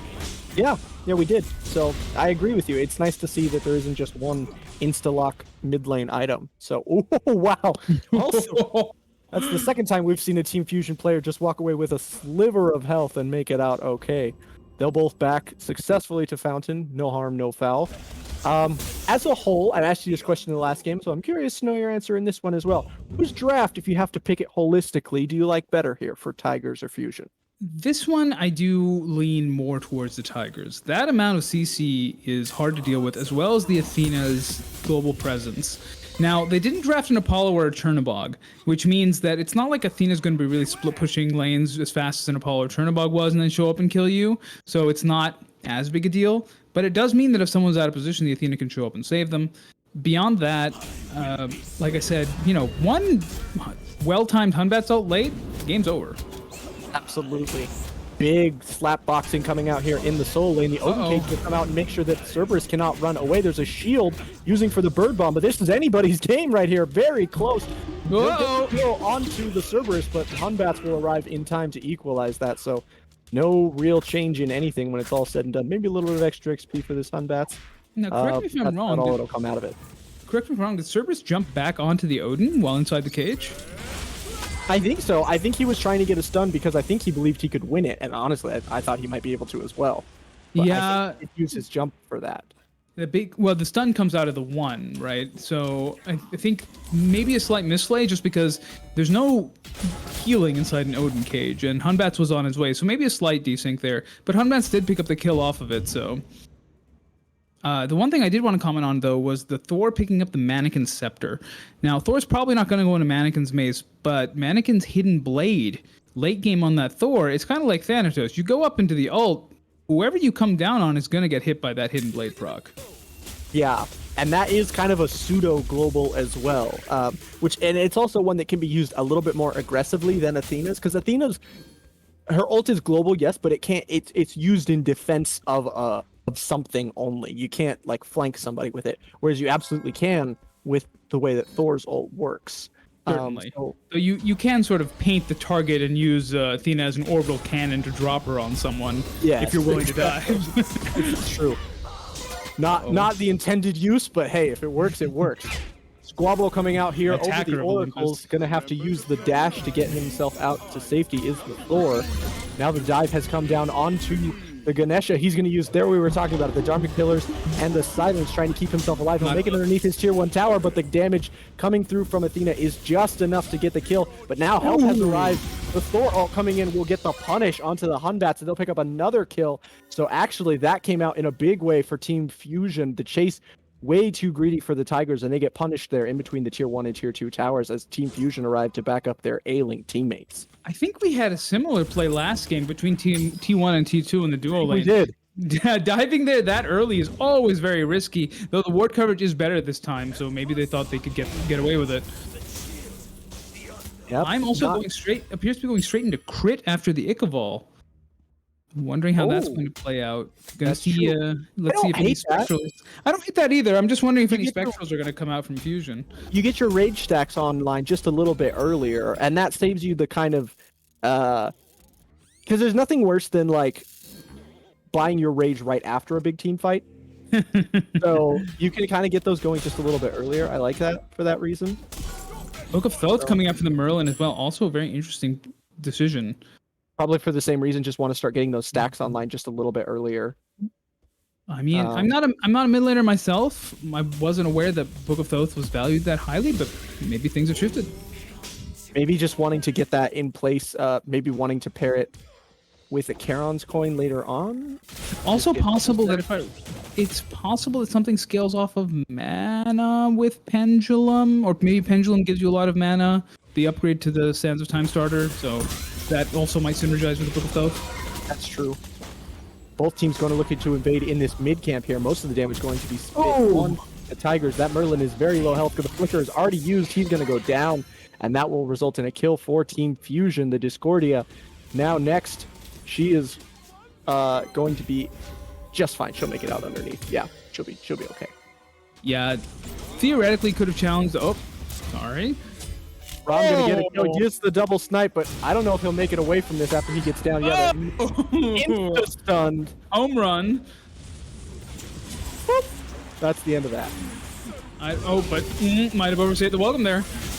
He does, and then he's gonna get taken down in exchange. This is there's like a 3-man gank squad with this Thor, the Ganesha, and the Merlin. They're just kind of roaming and killing anything that they feel like as they travel from lane to lane. I kind of like it, honestly. I think that's a pretty good way to support a little bit squishier of a jungler in Thor, as well as find a decent amount of early game farm for a Ganesha who otherwise would kind of have to be sharing that with his duo laner anyway, you know? Yeah, and the question remains though, same question we had for Fusion last game, which is you're getting these kills, you're out rotating, what are you getting off the back of them? And so far the answer is still the same, and it's not enough. So hopefully they're able to change that up a little bit. Rama also opting to go into that T2 oboe. Probably going to finish that off for a lot of lane clear. And the jungle builds are very similar. Now, the one thing I would say about the Thor is that Hunbat sort of clears everyone away from him when he ults. So defense maybe not at such high a premium with him. Thor, if you want to fight, you kind of have to sit in the middle of everyone and spin around a little bit. So maybe we want to move into a little bit of more defense, maybe opting for that in that next item slot. What do you think this third item for the Thor is? Is that Transcendence, or do you think it's like a Heartseeker or something? I would imagine it's a Hydra's. Thor does get a good amount of auto cancels in his combo. But we'll... Oh, actually, it can't be a Hydra's. What am I saying? Heartseeker. Nope, it's a Transcendence. Okay, well, I didn't have to answer. If I stall long enough, he'll just tell me. Then I don't have to make decisions. Though I do think that Hunbats is probably also going to go into Transcendence in that case. Yeah, Charge Morningstar we see out from both of them. Collapse now in the mid lane between the... Oh, wow. Changes. Wow. Kills exchanged on both sides. Both mid laners going to go down. The Merlin and the Discordia both kind of caught out there. Tigers, Athena will walk away with her life, manage to back and get away with that one.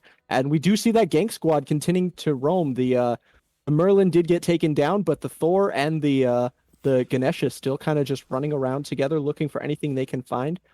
Maybe going to set up here around this Gold Fury. Ganesha's backing, but I could see Team Fusion. I like the idea for Team Fusion to set up around this Gold Fury because, as you said before, they're getting these kills, but there's not a ton being gained as far as objectives. I'd like to see them kind of set up a fight around an objective with the intent of taking it, just because I feel like the longer they kind of delay, the more chance there is for exactly this to happen. This to happen, yeah.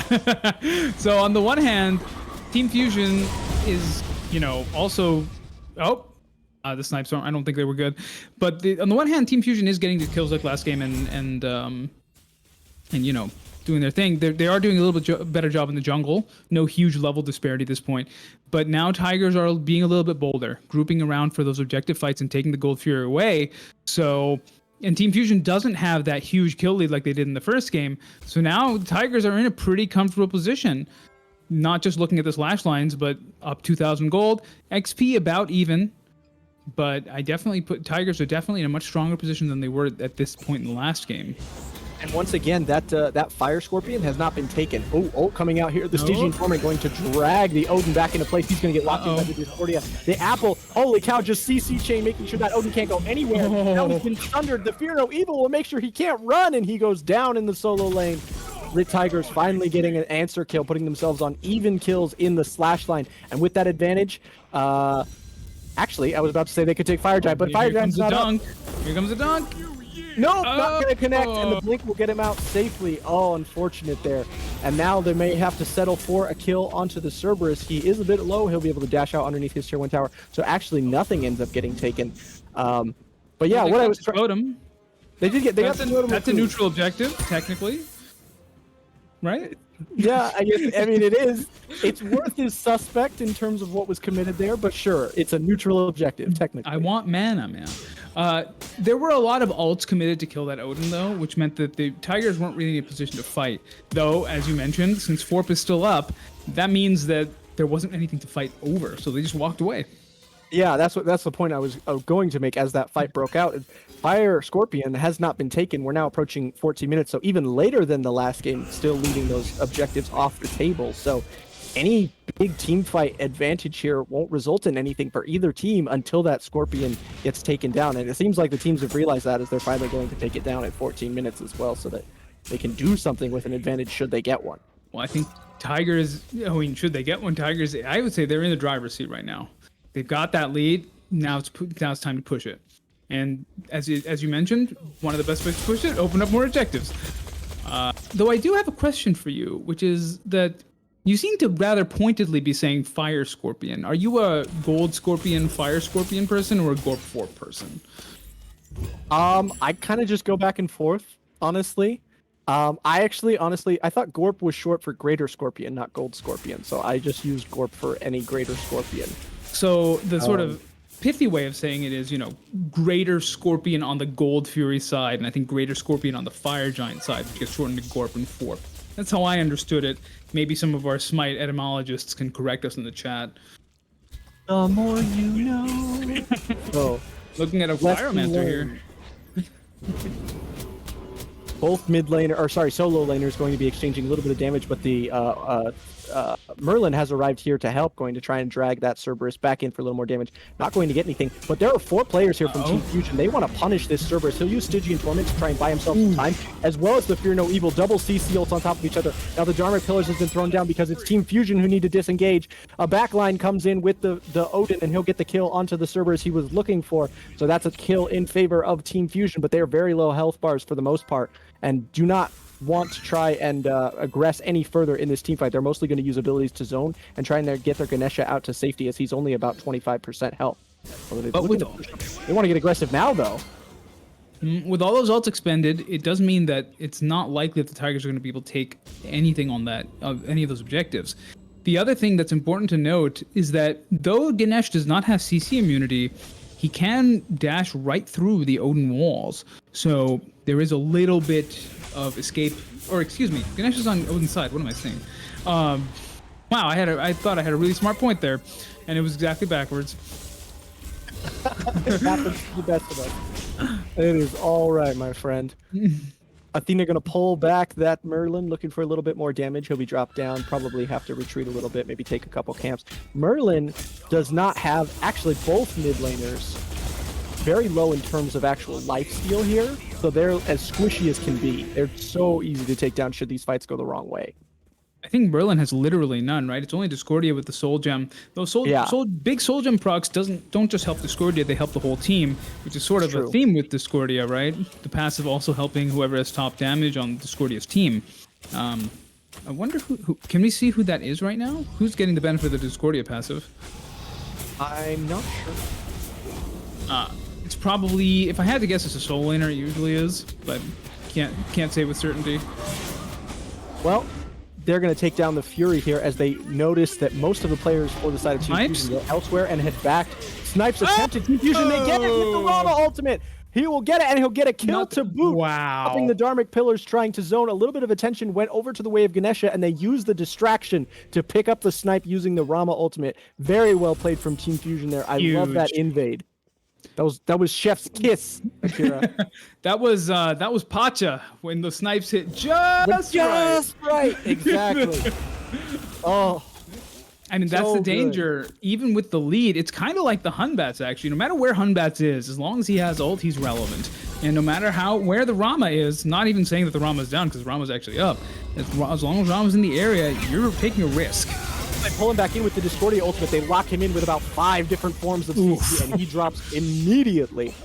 That is a dead 4 So he's going to be off the board for the next 40 seconds. We're approaching the stage of the game when death timers are painful. This is a decent amount of time without your jungler here. And with the Fire Giant up, we're nearing the section of the game when that can be taken if you lose one too many people in an extended team fight here. And incredibly, something I'm just noticing, in fact, almost every single tower is still up for both teams here. We have had one tower drop here. Wow. So there is still a lot of gold to be picked up in the form of towers should anybody step out of line and get themselves punished for it. The saving grace for Fusion there, despite the fact that their jungler is down, they did get the Fury off of those snipes, meaning that it is more difficult for Tigers to just immediately run straight to the Fire Giant, and it was enough of a deterrent to stop them from doing so. Now Thor's back up, it's a 5v5 again, but I do think we're going to very shortly start seeing that traditional Fire Giant dance, starting to see people move over to the right side of the map, starting to see wards coming up, and start jockeying for position. I'd like to see a little bit more ward coverage, honestly, from both teams here. This is a dangerous phase of the game, and the last thing you want is for it to run out of your control because you missed out on some wards and didn't know quite where somebody was flanking you from. Sunder comes out, going to connect with a couple people. That relic is now down, so we will not have Sunder for a team fight if it occurs in the short future. Because the Team Fusion just immediately disengage as soon as that Sunder comes out, and by the time they start fighting again, it has worn off. So they will not have that in the immediate future. They're going to try and chase. Oh no, Cerberus all alone over here. The Dharma Killers will secure his death. Cerberus immediately going down. That's the first kill over to Team Fusion in a big way. The Odin Cage comes out, but he will walk right through that. The shield comes through, and now that's a Hunbat's down. It's a 2 versus 3, or a 2 for nothing trade so far here. The Discordia going to grab the Ganesha and pull him back in just briefly, trying to find another kill. 3 players on the side of RIT Tigers are mildly healthy, but I don't think they can try and engage here, even with the health disparity on a couple of members of Team Fusion. I wouldn't be surprised to see them turn and start taking, yep, there they go, start to burn the Fire Giant down. Now, the issue is which ults are up, and it's really only Rama, since Merlin's ult is more of a stance switch. The Tigers' goal here isn't to take the fire to start a fight, it's to deter for as long as you can, because now we're only waiting on the Hunbats. Cerberus is coming back in. Oh, it looks like Ganesh. The Fire Giant isn't taken and the Ganesh goes down. That's exactly what RIT Tigers were looking for when they aggressed back in here, and now Team Fusion have to back. You don't have even more. Sorry, go ahead. I was just going to say, you don't have your biggest tank right now. So without that, and with Odin incredibly low, you have no front line whatsoever. You can't stay here, and that could be the Fire Giant now going the other way just because of the maybe lack of prioritization decision making here from Team Fusion. Indeed, they get more than they wanted off of that, but this is a risky call with the Athena health so low. They're going to opt not to go for it. They're going to back out of the Fire Giant as well. Athena going to back. Actually, she's creeping around the backside of Fire Giant. That's very risky. She's an inch away from death. The Hunbats goes in deep, trying to find a kill. On the other side, the Discordia and the Cerberus will combine to take down the Rama, and he is at level 20. That is a very long death timer because he is maxed out at this point. So big advantage going to Tigers for the next 50 seconds as they look up and get another kill. Boom! That's now, who is that? Who just went down? I can't see it with the grayscale. Merlin. That's Merlin. Merlin now down, so they've lost their mid laner as well. Aggression coming back in from the 3 remaining players of Team Fusion trying to get an equalization kill. It will not go their way, and the damage now is going to force both frontliners of Team Fusion to retreat. And now, at last, after a few minutes of dancing around, I think the Tigers have finally found the safety they needed to pull the Fire Giant. Not exactly. Wow, Ganesha goes back in, Dharma Killers, and the silence drop. Trying to find a kill onto the Discordia. She'll make it out okay, and now the Thor will be punished. Ganesha will get himself out to safety, and the Odin will be forced to get back in lane. He might farm for a little bit and then back. They'll take the Pyromancer, and players too low health to immediately take the Fire Giant now for the Tigers, but I still think they have the time to do it if they hurry. They do. They're low, though. I think they have to back, and then they can do it, but they need to hurry if they do it. Yeah, it would be a tall order. I'm not sure if they can get there before the Thor gets up. It might be worth pulling it anyway, or just taking the fight, because they have been able to get these picks in these fights and push Fusion back. Ours gold lead looking about 4.5, just a little over 4,000 in the favor of the Tigers here.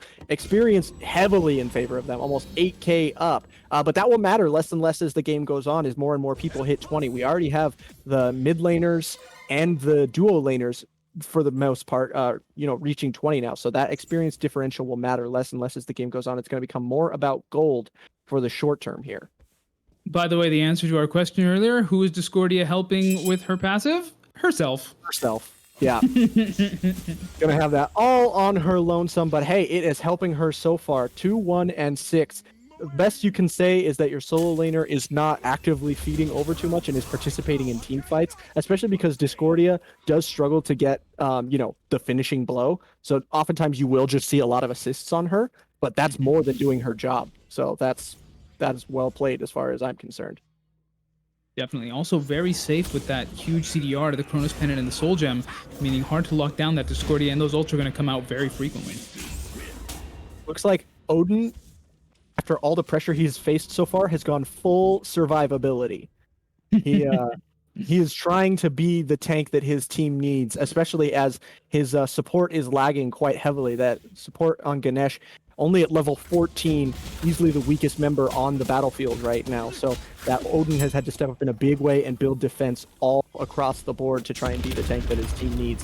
As they will get the tower in mid, get what they're looking for, get a little bit more gold, as both teams have now converged once again for this Fire Giant dance. Silence coming out onto Cerberus. He'll get taken down to extremely low health and have to jump away. Athena comes in, grabs some peel for her teammates. They dive deep, get the kill onto the Cerberus, get the return kill onto Thor. He will not make it out with his life. It's a 1-for-1 trade. The Odin cage has been dropped.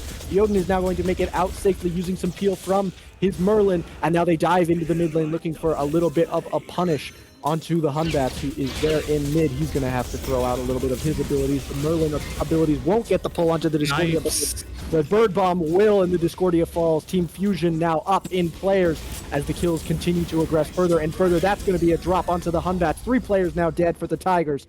Couple remaining at about half to full health. They cannot put up a fight here. You have all the time in the world for Team Fusion to take any objective. The Gold Fury is up.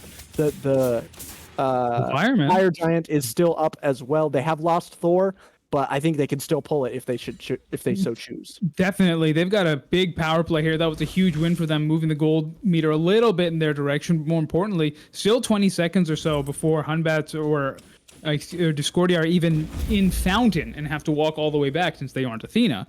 This should be an easy pull for Fusion, and with everyone up, that means that Fire Giant will be on all 5. So, as we have a little bit of a brief lull here, I want to ask whose build you like better in that Hunter role at the bottom. Do you prefer the crit build being run by the Heimdall, or do you prefer the, actually, we may have to wait about that. The Fire Giant goes down and the fight breaks out immediately. All the players for Team Fusion notice the players for Tigers that are nearby, and they're looking to punish hard. Immediately, the Cerberus goes down. Fire Giant buff now on all 5 members of Team Fusion as nobody went down in that fight, and they are going to turn and take every single objective on the map. All of those towers that we mentioned that were still up can now be taken down, and the gold is going to even out in a heartbeat here. Probably actually move over into the favor of Team Fusion before you know it.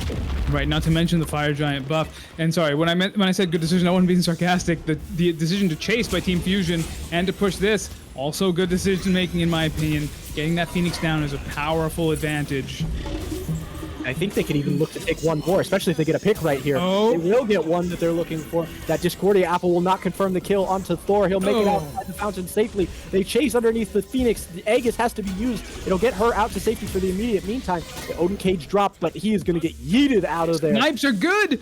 Snipes are very good. Another player goes down, and now it's a 3 versus 5. If they want to, I think Fusion might be able to end here, but they're going to play it safe. They're going to back off.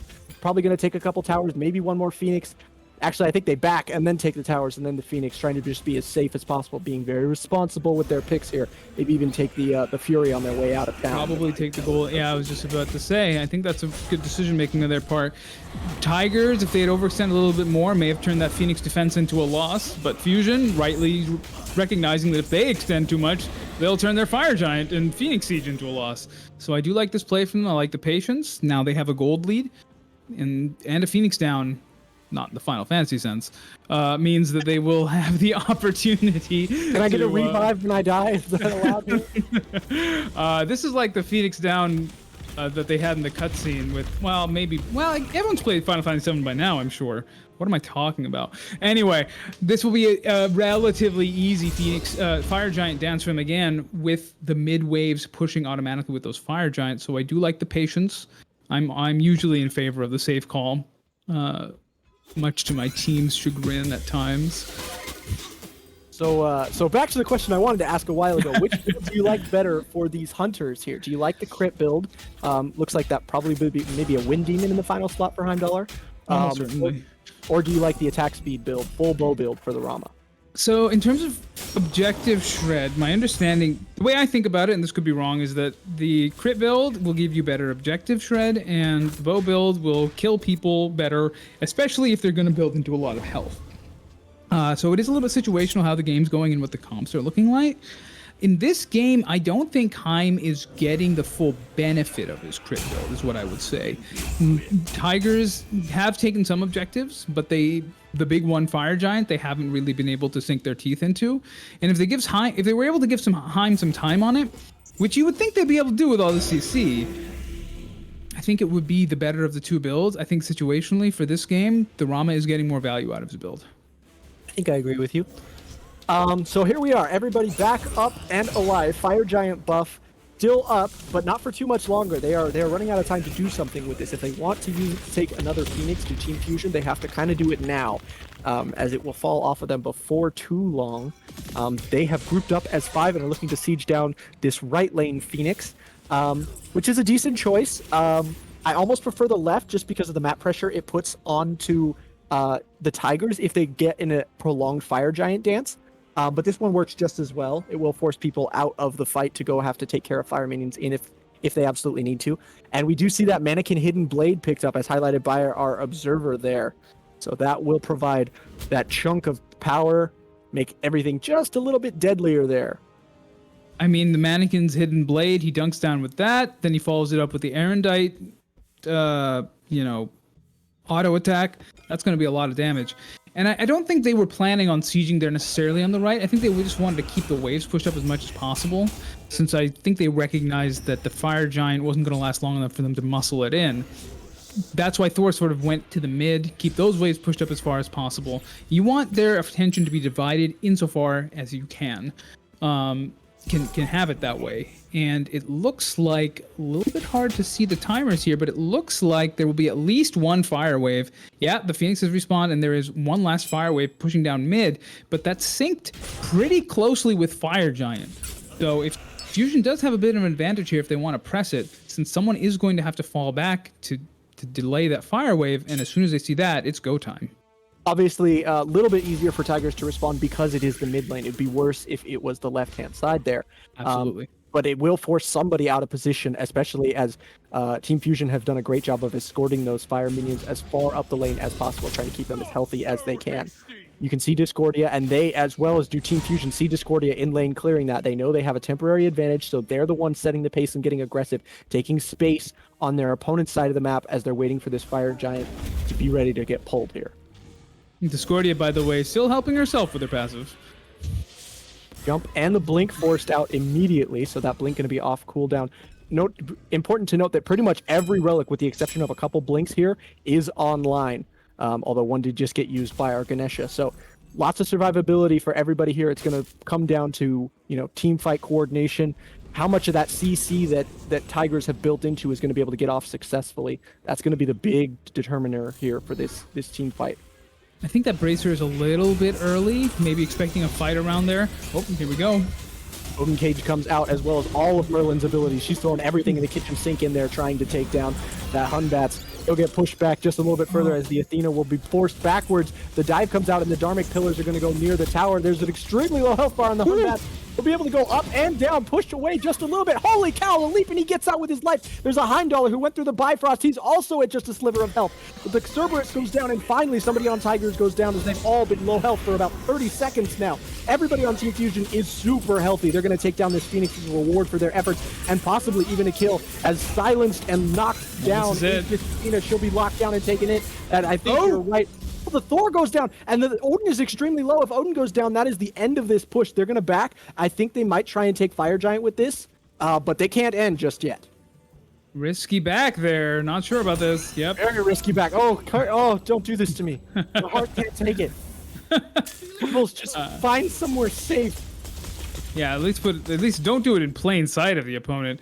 But I'd even be happier if he just went around the corner, but he's like, hi. Backing now.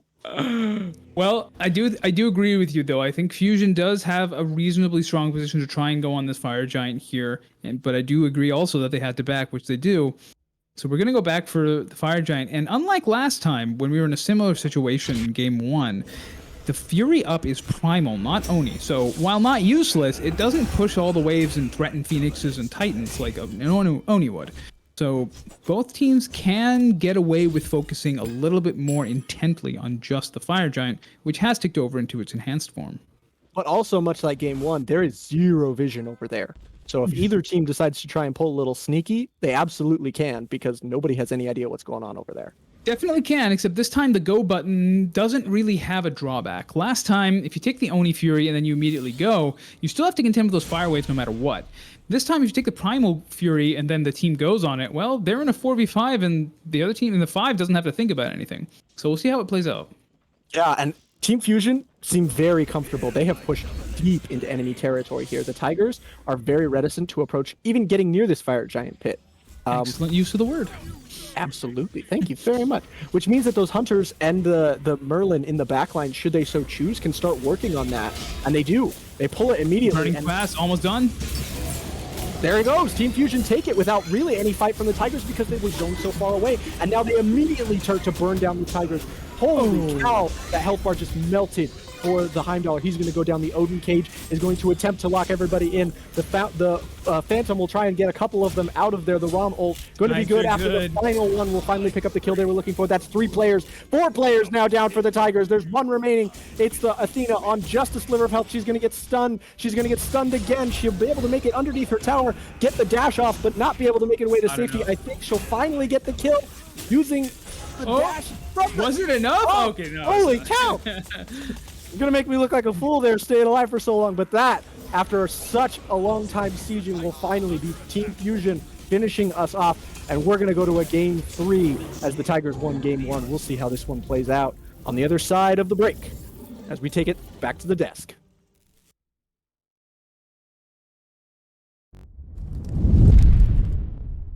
Thank you so much, guys. Another wild game and a spirited. I think you and I were talking a little bit of there, but mid play on this side kind of seems to have won it. But this time it's for the Team Fusion, as Merlin and Bacon was absolutely destroying all game long. Yeah, absolutely. Merlin and Bacon, but I gotta give shout outs to Valkyr as well for having a much better team fighting this game as well. Bacon did really well, I think, as well. Not to disappoint him or anything. I think he had a fantastic game. But I mean, the Thor pick, it worked out. It scaled better than the Fender compared to last game. Yeah, we were a little bit hesitant on it just because it, seemed to be an all damage pick. Didn't really bring a whole lot, especially because they mentioned on the desk Thor spins for a lot in the same spot, can kind of make it a little bit dangerous there. But that ult at the end caught 2 people, really swings that fight. So all around, good play by Team Fusion. But a little bit of a rougher early game, surprising with their draft as well, too. Yeah, I think they did struggle a little in the early game. They don't have ADC got first blooded. There's not much you can't play through that lane. So it was a little bit of a struggle early, but they pulled it out in the end. So I'm very impressed with how they played that, as well as, we gotta say it, he got a gold for your steal. The Rama was insane that game. Yeah, huge props to the backline there for Fusion again coming up big. But this has been an awesome set so far. I mean, we've had couple picks. I think they mentioned it also on the cast, but 9 different picks from Game 2 to Game 1, with the Cerberus being the only repeat, and it was on the other team. So not a whole lot of the same thing, which means that going to this Game 3, who knows what they're going to ban, what they're going to let through. A lot of that they're showing as far as both teams have in there, so should be really excited. Anything in particular you're wanting to see from the first 2 games, though? From the first 2, I think this Cerberus does need to be looked at as whether a potential first pick or a potential first ban.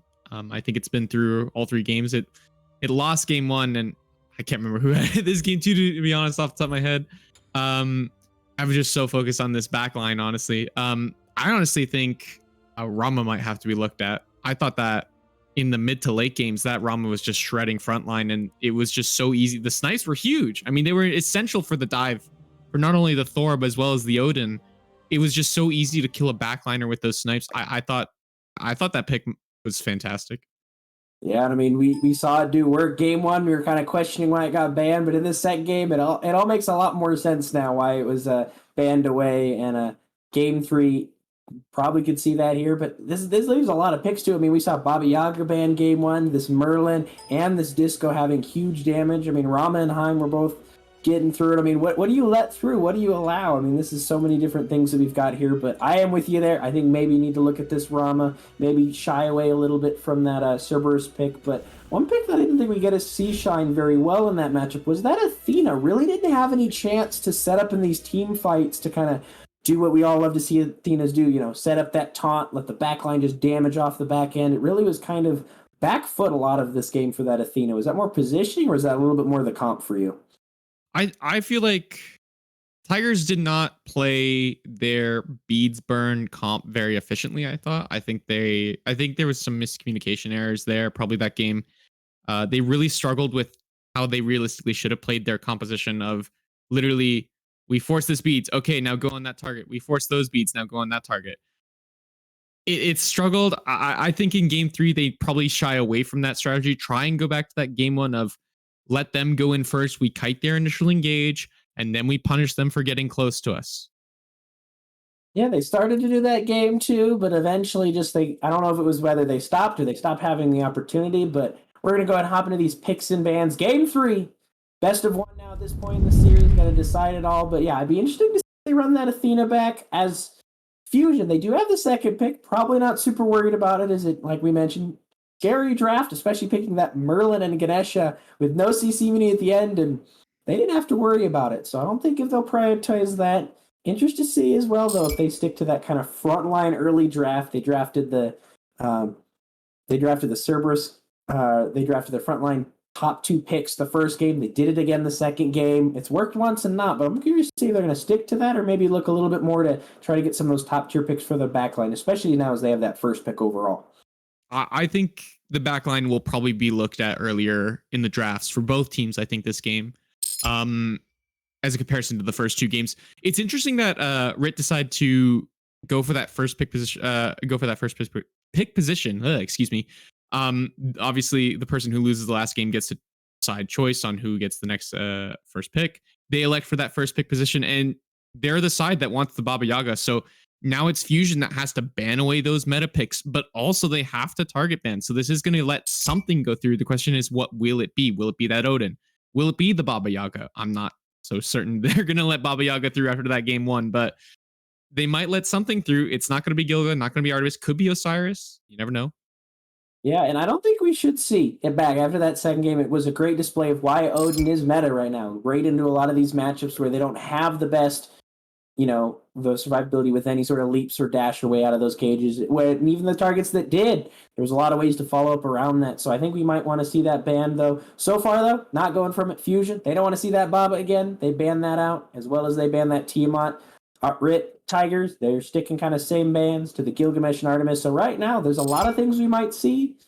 Merlin's still open. That Rama we mentioned might get out there. Osiris now falling through. There's Morgan Le Fay. There's a lot of things that we might still see. Athena, there's so many things still open here. RIT elect to top 3 ban on Osiris, and it tells me that they don't want to play it, which is interesting. I think that pick is really, really OP right now and probably the best gun in the game right now, arguably. Interesting. They like to ban it away. It's a soul ban. Yeah, I that's out of left field. We haven't seen a soul all 3 games prioritized or banned.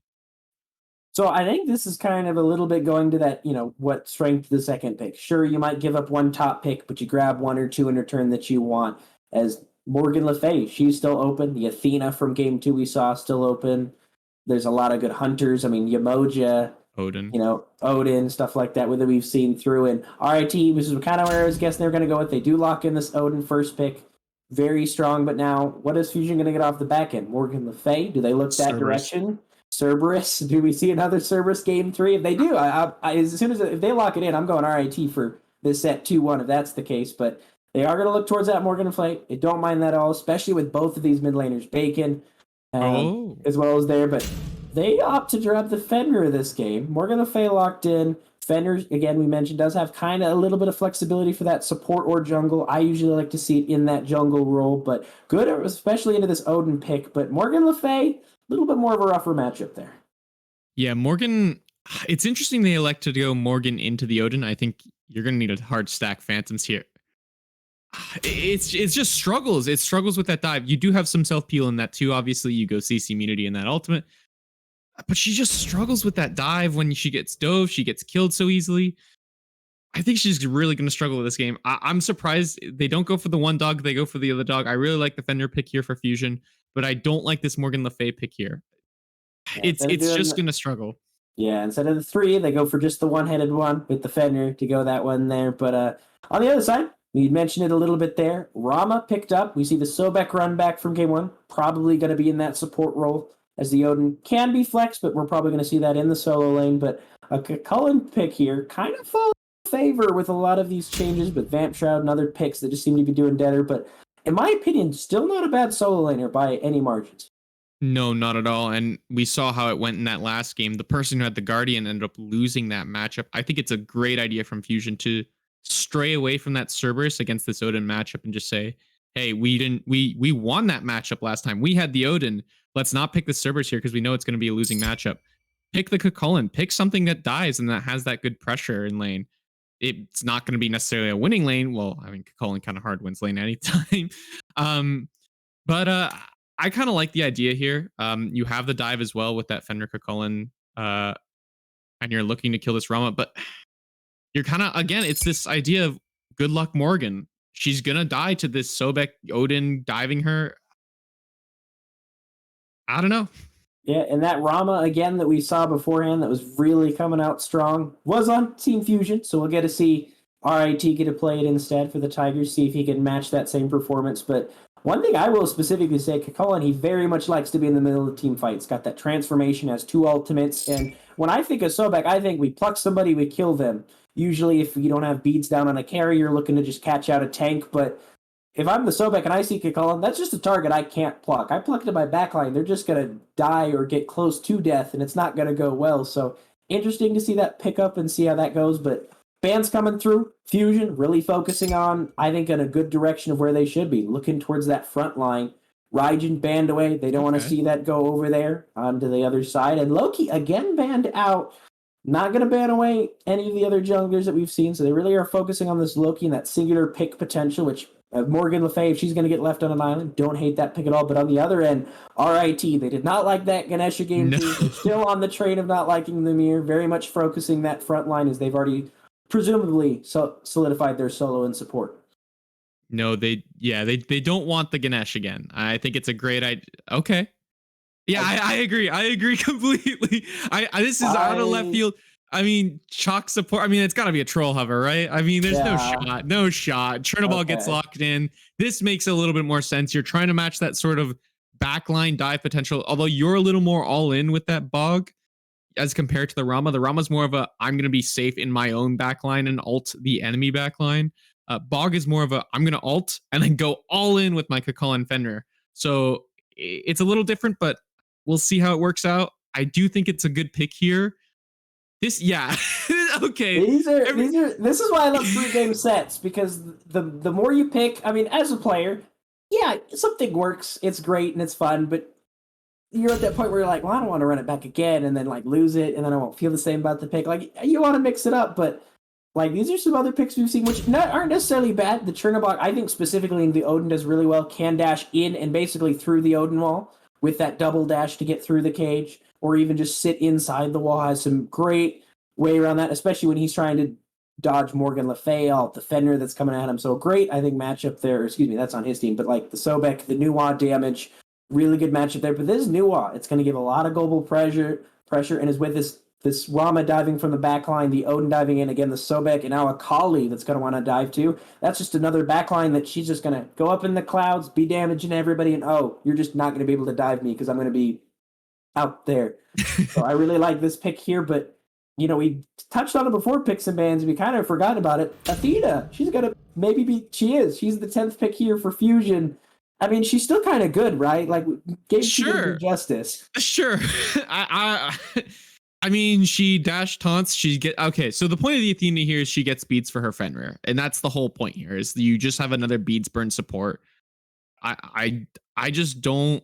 I don't think Athena is that great right now. I think she gets punished so heavily by just comps that just punish her for getting close to you. And look at this composition out of RIT.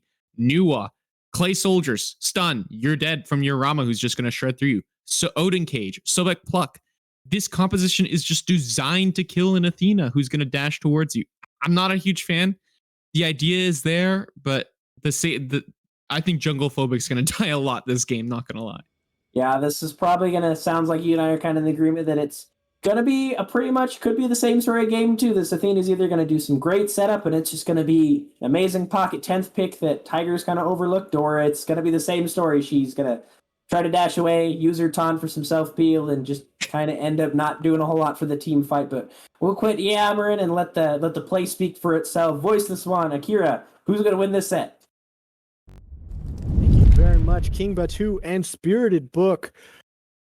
With as close as these games have been, how could we not go to a game 3? This is what it was always meant to be, right, Akira? Of course. So And, just you for a know, note for our folks at home, teams have flipped. Your order team in blue is now the Tigers. The red team is now Fusion. I know that sometimes confuses me. Just want to make a note for anybody out there watching who's confused as to why they switched sides. Yep. What And, were you saying? I was about to say, it's late in the set. You pick a late game, right? Late set, late game. You pick the Kali. Just hoping someone gets lazy. You can jump in the back line and just burn them to the ground. Well, not honestly- necessarily get lazy. See, here's the thing about the Kali ult, right? That's immunity from what? Slows, knockups, roots. You have to stun her, you have to fear her, you have to taunt her on this team. They can do it, but that Kali will make herself known late game. I'm actually so hyped about this new WA pick. The desk touched on it just a little bit, and they were surprised when it got picked, but as soon as I saw it, it made perfect sense to me because the Team Fusion, their entire comp is a dive. They're trying to dive everybody as fast as they possibly can. And the one thing that Nuwa is amazing at is escaping a dive. She's got her invisibility, she's got a stun with the Clay Soldiers, and she's got, peel for her other teammates as well.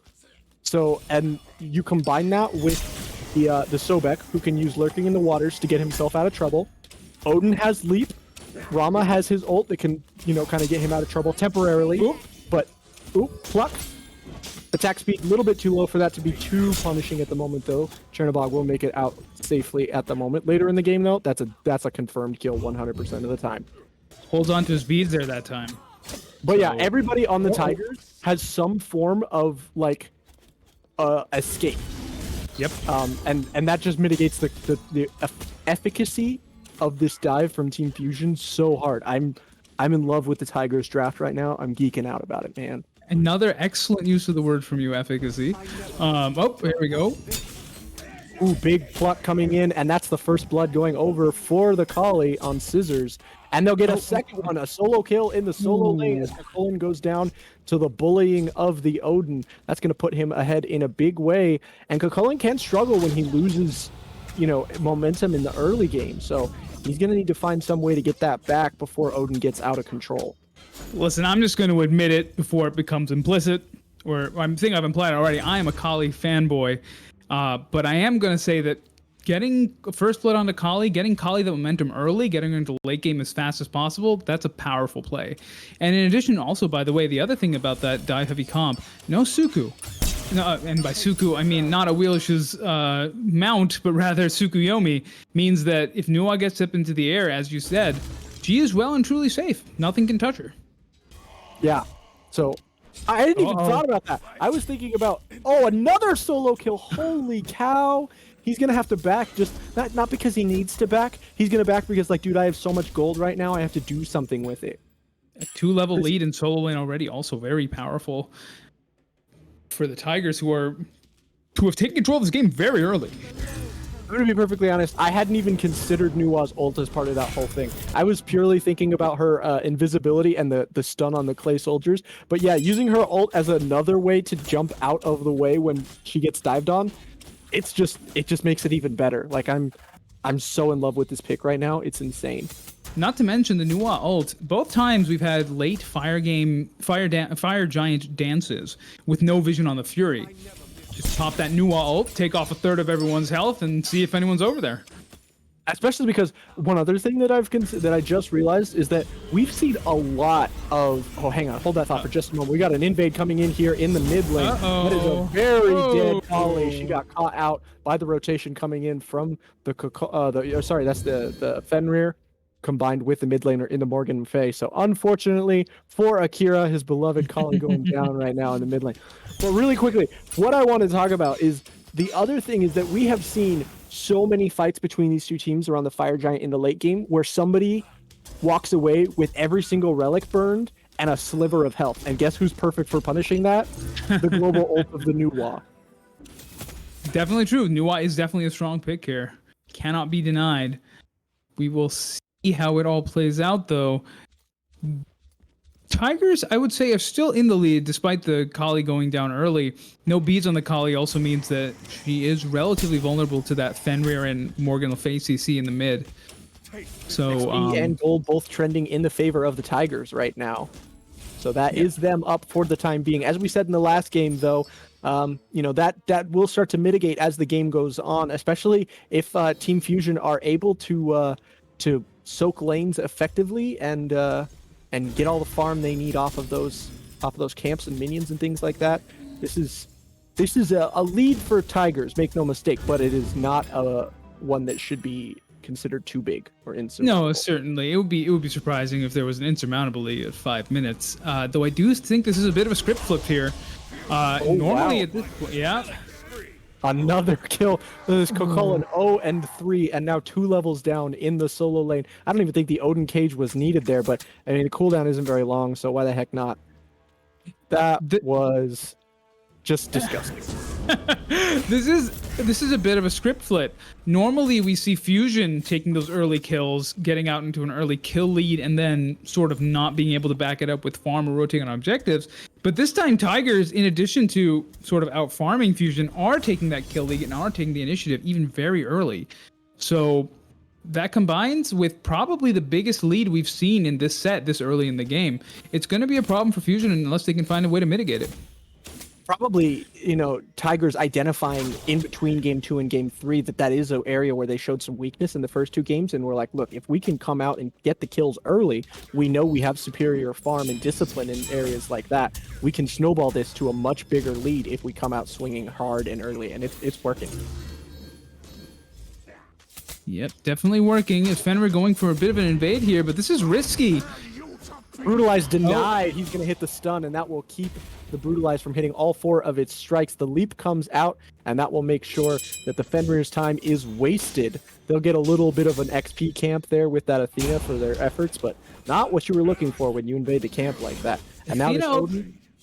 Oh, go ahead. No, I was just saying, Athena not getting a great amount of value, and it looks like Tigers are there on the rotation. They're going to go for a blue camp invade. They will get the invade, and the punish will not come through. Ult coming through from Nuwa, trying to secure the kill onto the Kokolin, who will go down again. My man is 0 and 4 right now in the solo lane. Pour one out for Kokolin on Team Fusion. My man is having a tough game today. And all 4 of those kills going on to his lane opponent. So there's not even like spreading it around across the map.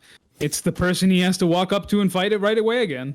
Yeah. And that Odin now hitting level 9, going to have the 2nd level of his ultimate online. So that's just getting him a little bit more out of control. Look at player damage. Look at player damage. Oh my goodness.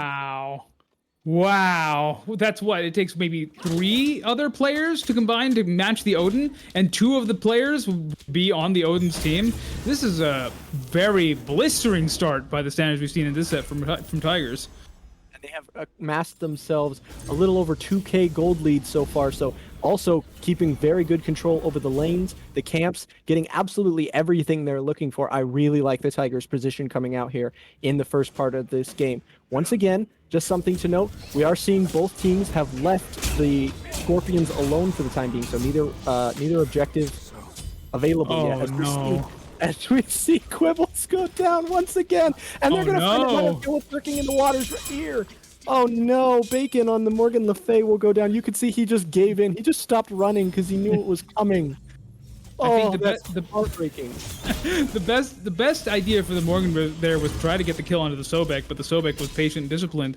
And we're seeing, I think, a slight lack of ult discipline out of Team Fusion here. A lot of ults coming out with not getting a lot of value for them. The Brutalize does come through, and Team Fusion will finally get the first kill of the game, getting what they were looking for onto the mid laner here in the Nuwa on Tigers. But that is a drop in the bucket, as the gold lead is still quite sizable, keeping the Tigers in the lead here. And I'd like to see them take these Scorpions soon to bring those neutral objectives online. But for the most part, I think other than that, they are playing pretty perfectly. I can't really complain about anything else. And I'm a complainer, so I'll try. Definitely have to agree with you there. Patience is a virtue in general, and also in Smite, but not necessarily when you are in the driver's seat and have a commanding lead like the one the Tigers do. I think at this point you start dropping these Scorpions, making objectives show up, and making the other team fight over them at a disadvantage. So as we have a very brief moment of calm here, what do you think about this very early Rod of Tahuti in comparison to the staff for the Morgan Le Fay? I think Rod of Tahuti synergizes well with Nuwa's kit for exactly a reason that you pointed out earlier. If someone's low and trying to get away, you get that bonus power off of Tahuti for them. Now, Morgan, I don't hate that Warlock staff either, just because that extra tankiness for a character that's going to be dived so often, maybe, or dove? Dive, dove? Well, a character that's going to be jumped on so often, means that maybe she gets away a little bit, and the 10% pen is not bad either. I don't hate either build. I don't really have a strong opinion about which is better. I think they both synergize relatively well with the kits and position that each character is going to find themselves in. Well, that is a very brief glance into the builds. Everything else looking pretty standard. In fact, in most cases, pretty mirrored on both sides of things here. It's almost like there's a meta to how you build things in this game or something. It's crazy. Certainly, More this time coming out into the solo lane. Go ahead. What were you saying? I was just gonna say this time neither hunter opting to go for the early crit, and once again the Athena ult not really getting much out of it. No, that Gauntlet of Thebes is done for Sobek. Well, okay, well, I mean, that's not really Athena's goal, I hope. Oh, wow. Very, very tough kill going on. The invade did not go the way that they were hoping there on the Tigers, and now they're going to look to get punished just a little bit more.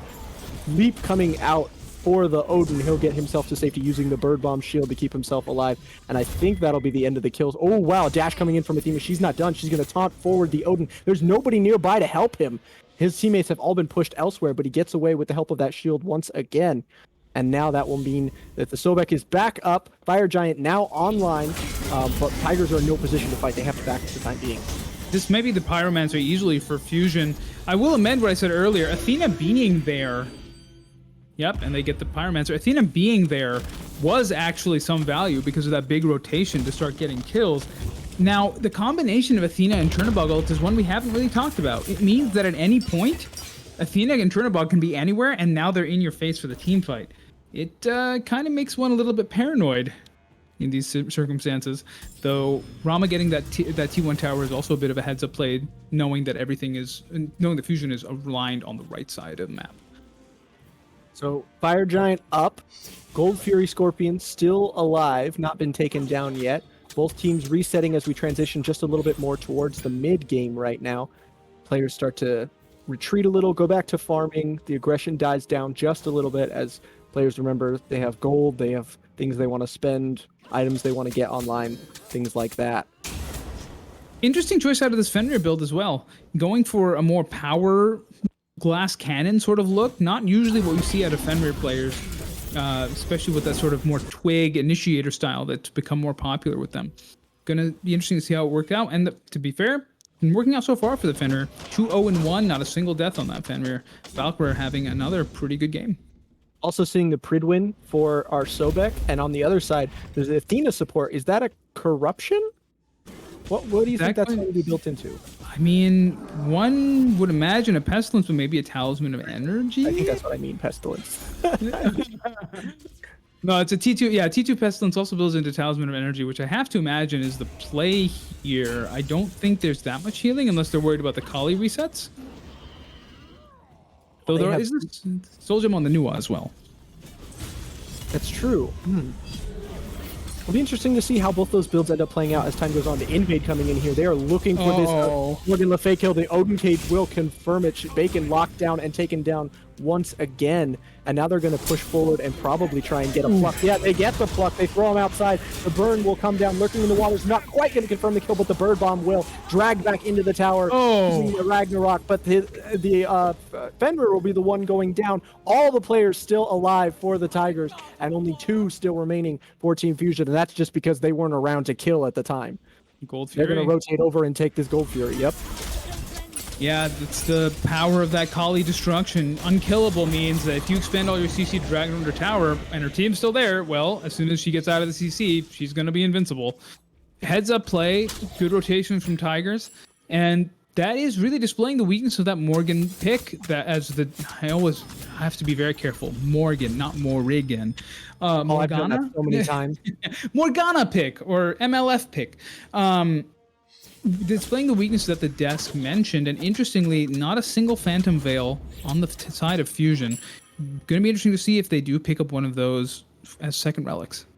Actually, just interesting, you know, I believe Morgana is the cat from Persona 5, so you must be thinking of someone else. As we see a death go here for the Tigers, only the 3rd kill of the game on board for Team Fusion, but the Odin will jump in to try and punish, locking in the Odin Cage, going to try and keep this Morgan Le Fay from escaping. Ooh, damage coming out from the new ult, not quite enough to confirm the kill, but still slapping around is this Odin trying to look for something on the Athena. Both teams will disengage as the 1 kill goes the way of Team Fusion, but still a big gold lead in favor of the Tigers right now. Yeah, and it's up to the Tigers to keep themselves in the driver's seat, which they have, in fairness, been doing a pretty good job of doing so far. That Morgan pick into the Odin is basically working out exactly how the desk predicted. Morgan has no way out of the cage. Morgan has pretty good self-peel, but a lot of reliance on healing for surviving the dive. And there's none of that in the Odin cage. Whoa! Maybe. Oh, okay. Yeah. I had hope for a second there. That was incredible. But the tower will eventually force. Oh, interesting. The Cullen to back away. No, actually, there are 3 members here for Team Fusion. They're the aggressors. They're not in trouble. They're trapped in. You're not trapped in here with me. I'm trapped in here with you. Do you just go fire here?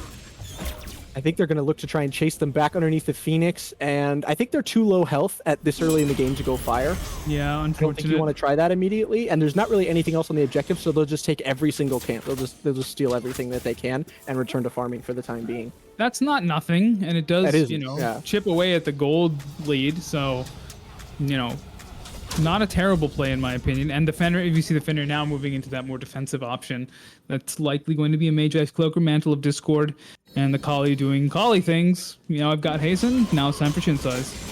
Yeah, and I think both you and the Tigers, as we see Team Fusion here going to pick up the Pyromancer as they wait for everybody to group up, probably setting up for a Fire Giant fight here. I think both you and the Tigers have correctly identified that the players on Team Fusion, right? You got a leap on Fenrir. You've got a dash and a global ult on Athena. You've got the ult to get out of trouble on Bog. The players who are most vulnerable are the very immobile Morgan Le Fay and the Kokolin. And that's who they focused all their aggression onto. The majority of the kills are on those 2 players because the Tigers have realized that those are their best chances to find somebody who can't escape the Odin Cage. Not to mention with the Kukulkan, not necessarily an inherent weakness, but finding those early solo kills means that it's easier to snowball the Kukulkan before he becomes that sort of Hulk that you can 1v4 for a little bit. So yeah, I would say the Tigers are applying pressure in a logical way, and it is paying dividends for them. So now, as the game chills out for just a minute, it looks like the thought that we might have a dance around the Fire Giant not going to happen quite yet. Everybody returning, gathering more gold. Going to set up for a potential more late game push on this thing. As we've seen in the other games, map control not really going too far in either direction either. Only 1 tower down on both of the side lanes for Team Fusion, and only the solo tower down for the Tigers right now. So map control, lanes not playing too big of a factor just yet, but that's not uncommon. That's pretty par for the course as we've seen so far in the set between these 2 teams. Ooh, Pluck getting caught onto this poor Quibbles here. He's going to get locked inside the Odin Cage and taken down once again. Oh, that's disappointing. That now the Kali dashing in from the side, looking for some damage, going to burn down the Fenrir in a big way. He's forced to retreat underneath the tower. He'll probably have to back soon and leave just 3 players remaining here underneath the tower. The pluck misses for Sobek. He's not going to quite get what he needs. Going to take a little bit of damage from the tower and get himself out. So now it's a 5 versus 4 in favor of the Tigers right now at the moment, and they're going to use that pressure to maybe strip away a camp or two. But you got to be careful. You can't go in here alone, especially as you're still very squishy. You have unkillable, but that doesn't mean you can dive anywhere you want as Kali, especially with 3 players from Team Fusion still in the area. Yeah, Kali's still susceptible to CC, especially without that Magi's Cloak, unlike the Kali's opposite, Fenrir. Now, I will say that Fenrir does have good CC immunity with the Magi's Cloak plus beads, but not a huge amount of tankiness like you'd get out of the Mantle. So interesting to see if the Fenrir will be able to survive in these team fights.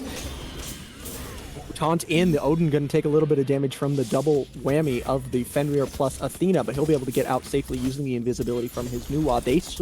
They immediately turn and start pulling on this Fury. Now, there are not players here for Team Fusion. There are 2 players, one in mid and one in right side jungle, that are nowhere near, so they can't fight this as a 5v5. The Fury goes neatly over the weight of the Tigers without any real contention from Fusion. And now Tigers are looking to aggress because they know that they have a man advantage, and they're looking to try and start a fight here in the jungle. Most of Team Fusion will kind of disengage and get away safely, but that is another neutral objective going the way of the Tigers.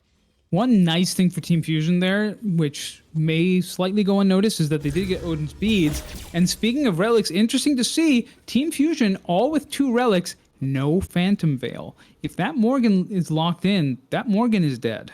I really question that. I thought for sure we would see a Phantom second item coming out of Athena.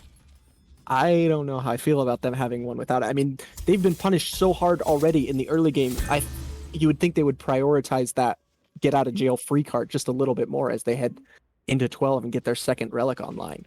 I do agree. I think perhaps they think that maybe they'll be able to turn and burn inside the cage, but with a Kali and a Rama, I'm not sure if that's true. I do question that. The other thing, again, we're seeing that, with 1 or 2 exceptions, the Athena ult and the Chernobog ult, powerful global presence ults, not really getting the value you would expect. Like, for example, right here, Chernobog could be burning down towers and left, and then just come in on the team fight if things get hairy. It's not what's going on. True. Now, that may be intentional, but... No, it's very true. I hadn't even considered that, but you would think that with those 2 global ultimates, we would see more map pressure going the way of Team Fusion at this moment. Holy cow, Kali diving very low. Use the unkillable, get herself out, but not for very long as she gets dived on. The Brutalize will confirm the kill, and that is a big, very needed kill going the way of Team Fusion. Lurking in the water is going to keep Sobek alive for just a little bit longer. The Athena taunt goes off, going to drag the Odin back in for just a minute. The pluck yanking the Kokolin underneath the tower, and he'll get taken down. Once again, the poor Kokolin going down. Nuwa ult finding the kill onto that Fenrir, and so Team Fusion staying just a little bit too long. They got some early kills, but the turnaround coming in for the Tigers in a big way. They'll lose 1 more inside that Odin cage. Will this Morgan Le Fay be able to make it out safely? Not going to be able to get away is this Sobek. I think he's going to get taken down as he's collapsed on. There he is. He goes down. So when all is said and done, the Nuwa will get herself out to safety barely as the dive attempted to come through on that tier 1 tower. Odin's here, maybe looking to punish. He's been brawling all game, and he has a 5-level lead over this Athena, but it won't be enough to confirm a kill. So Team Fusion with a much-needed team fight win there, but they are still 4,000 gold down here in the mid-game. Now, I believe they went into that fight about 6,500 gold, 6,000 gold down. So does big win for them, no doubt.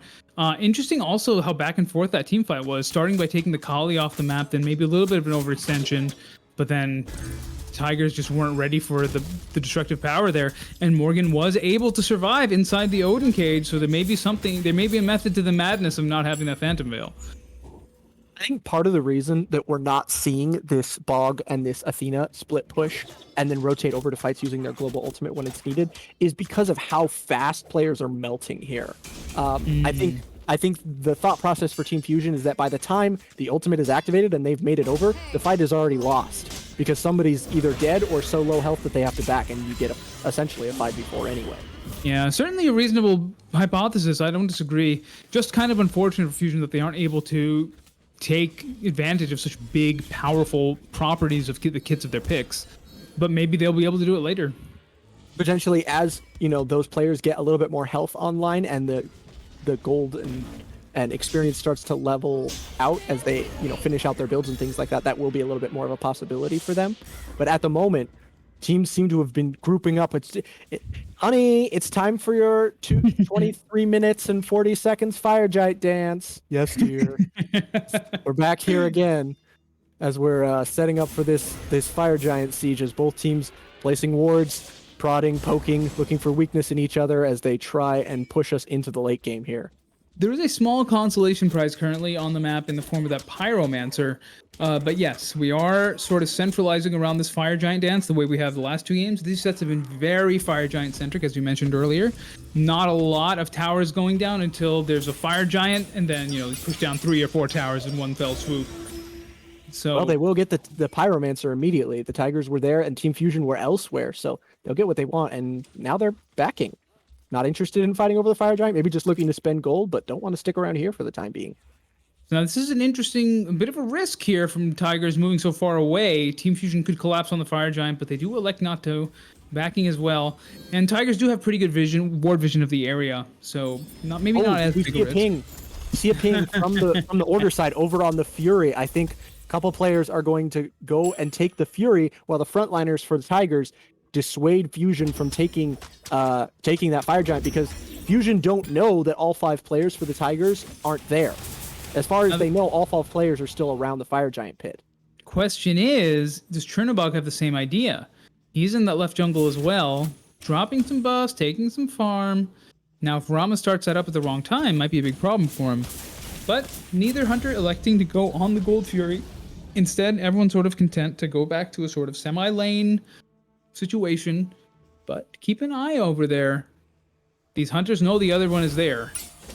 The oracles do provide permanent vision, well, semi-permanent vision for the Tigers. Oh, Chernobog didn't know he was there. He didn't know he was there. I thought he saw him, but I guess not. Oh, this is just gonna solo. This is not great. This is Rama's not just great gonna for pick Fusion. it up. Boom. Oh, Instant golden Fusion. He's gonna back, get some healing, and then what do? There's no counterplay here for Team Fusion. Your opportunity is that's missing. unfortunate. Well, I mean, they could engage right away, but they don't. So, indeed, not good. That Rama gets that gold for free. I could have sworn Chernobog was in range to see him. That's really unfortunate. Now jockeying for position around the Fire Giant. Tigers in a pretty aggressive position. Fusion pushed back slightly, but both teams do have reasonable ward coverage, so it's not going to be a surprise. And honestly, even without ward coverage, it really wouldn't be a surprise at this point, the way this set has gone. Everyone's all about that Fire Giant. Going to consume the ever-present dance. Taunt coming in. Abilities will be exchanged. Everyone will still mostly be at full health. And as we've seen in the past games, neither team seem very excited to be the one to pull the Fire Giant. They'll dance here for quite some time, but neither team will start up any sort of meaningful pull on the Fire Giant, both kind of waiting for the other team to make a mistake or go too far. And there we see the Ragnarok coming out, the dive coming forward, trying to catch out the Kali. She was ready for it, though, and the players for the Tigers were already on their way over to the mid lane to help. The Fenrir goes down, and now the Snipes coming in from the kill onto the Morgan Le Fay. That's 2 down now for Team Fusion. The Kokolin in the back, starting to put down some damage, but Rama will make it away safely under the tower. The stun comes in. Now the Kokolin starting to get burned down. The Bird Bomb will confirm a little bit more damage. He'll make it safely back underneath his tier 1 tower, but with 2 players down, I think Tigers are ready to take this Fire Giant. Yeah, definitely. And I was just about to say before that fight kicked off, another pattern we've seen in this set is jockeying around the Fire Giant, focusing on it single-mindedly, but then not picking it up until you start a fight and get 1 or 2 picks, which is exactly what happened once again here. Will be interesting to see if Fusion try to contest in some way. I doubt it.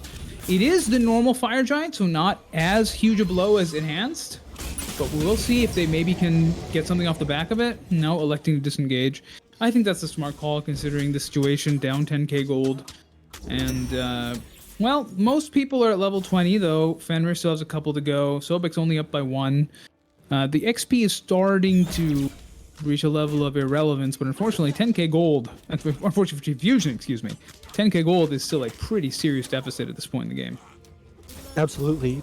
Actually 3 players already on Tigers have finished their builds. So only only that the support player and a little bit on the mid lane still looking to even have gold to make a major impact. Obviously, after your build is finished, you can adjust some things, maybe sell an item, buy those pots for 3k that give you a big boost. But you know, the big point at which gold yes, exactly, upgrade your relics. But the big point at which gold starts to matter a little less is when everybody's got their builds all finished. Impressive, still a very impressive performance from Defender Deity on this Odin. 7-1 and 5. I really liked the way that he was zoning as his team took that Fire Giant in the previous fight. There can be a temptation to be like, well, I'm the tank. I need to be in there to tank damage and let the carries get the damage onto the Fire Giant. But he had enough trust in his team to be a deterrent to the Team Fusion to keep them from coming up too close. So Trust, synergy, and discipline. Once everyone has mechanics, and you know, at this level, probably most players are pretty strong mechanically. Like maybe not, you know, SPL level, but solid. Trust, discipline, and coordination. That's what makes a difference in these games, and we're seeing that with Tigers. Sieging this Phoenix.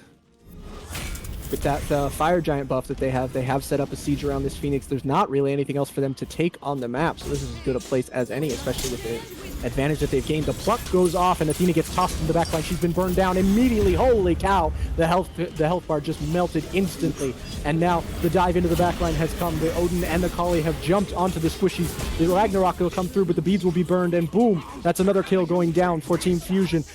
Kali is very low health and will get taken down by the Brutalized, but it's a 2-for-1 trade so far. This Kakolan is not long for this world. He'll get taken down as well as the Phoenix goes down. Is this the end? Is this how we go out? There's only 2 players remaining for Team Fusion. The pluck goes off. Oh, this is it. Will get taken down. There's only 1 remaining. He'll make it back into the fountain, but I don't think he can stop this. 4 players still alive on the side of the Tigers. There are 2 Phoenixes up, but I don't think it's going to matter. Nope, it will be burned down, and that will be it. In 30 minutes with 19 kills, your Tigers will finally be your victor in Game 3 against Fusion. Oh. Gonna throw this one back over to the desk to dissect as we finish out here, but that was one heck of a game. We have enjoyed it very much. We'll see how they like to take a look at things over on the desk. Thank you again, Voice This One and Akira, and another barn burner, another late game dance, Fire Giant dance, but a little bit more there, skill to the end, and I think we got to give this one to the solo lane Odin. Absolutely, just dictated from start to finish the entire game. Yeah, I mean, when you get first blood and just kind of get to go, or not first blood necessarily, but when you just get first blood in lane and then just kind of get to keep getting the kill after the kill after the kill, and then your jungler rotates and you get a kill off that, put the enemy solo behind. The game feels kind of good from an Odin who's ahead. Yeah, and we had some worries about that Athena, but kind of had worries all around the board. Is just there was no real win condition back in the game after that bit, and the inevitability just fell that Team Fusion just didn't quite have it there. And props to the Tigers there pulling out the 2-1 set victory, and of course Fusion for some awesome games. All 3 of them were absolutely amazing to watch. Any other notes of the game at Game 3 you want to say? I mean, I would just say that Tigers played a phenomenal early. Like they had the composition and they played the early game perfectly. With that late game composition, they scaled so well. They did a really good job. But I agree with you say completely. Those were awesome games to watch. That was really fun. I mean, all 3 games back and forth, teetering on a nice edge at times. Those were really fun to watch. I don't know about you, but I had fun.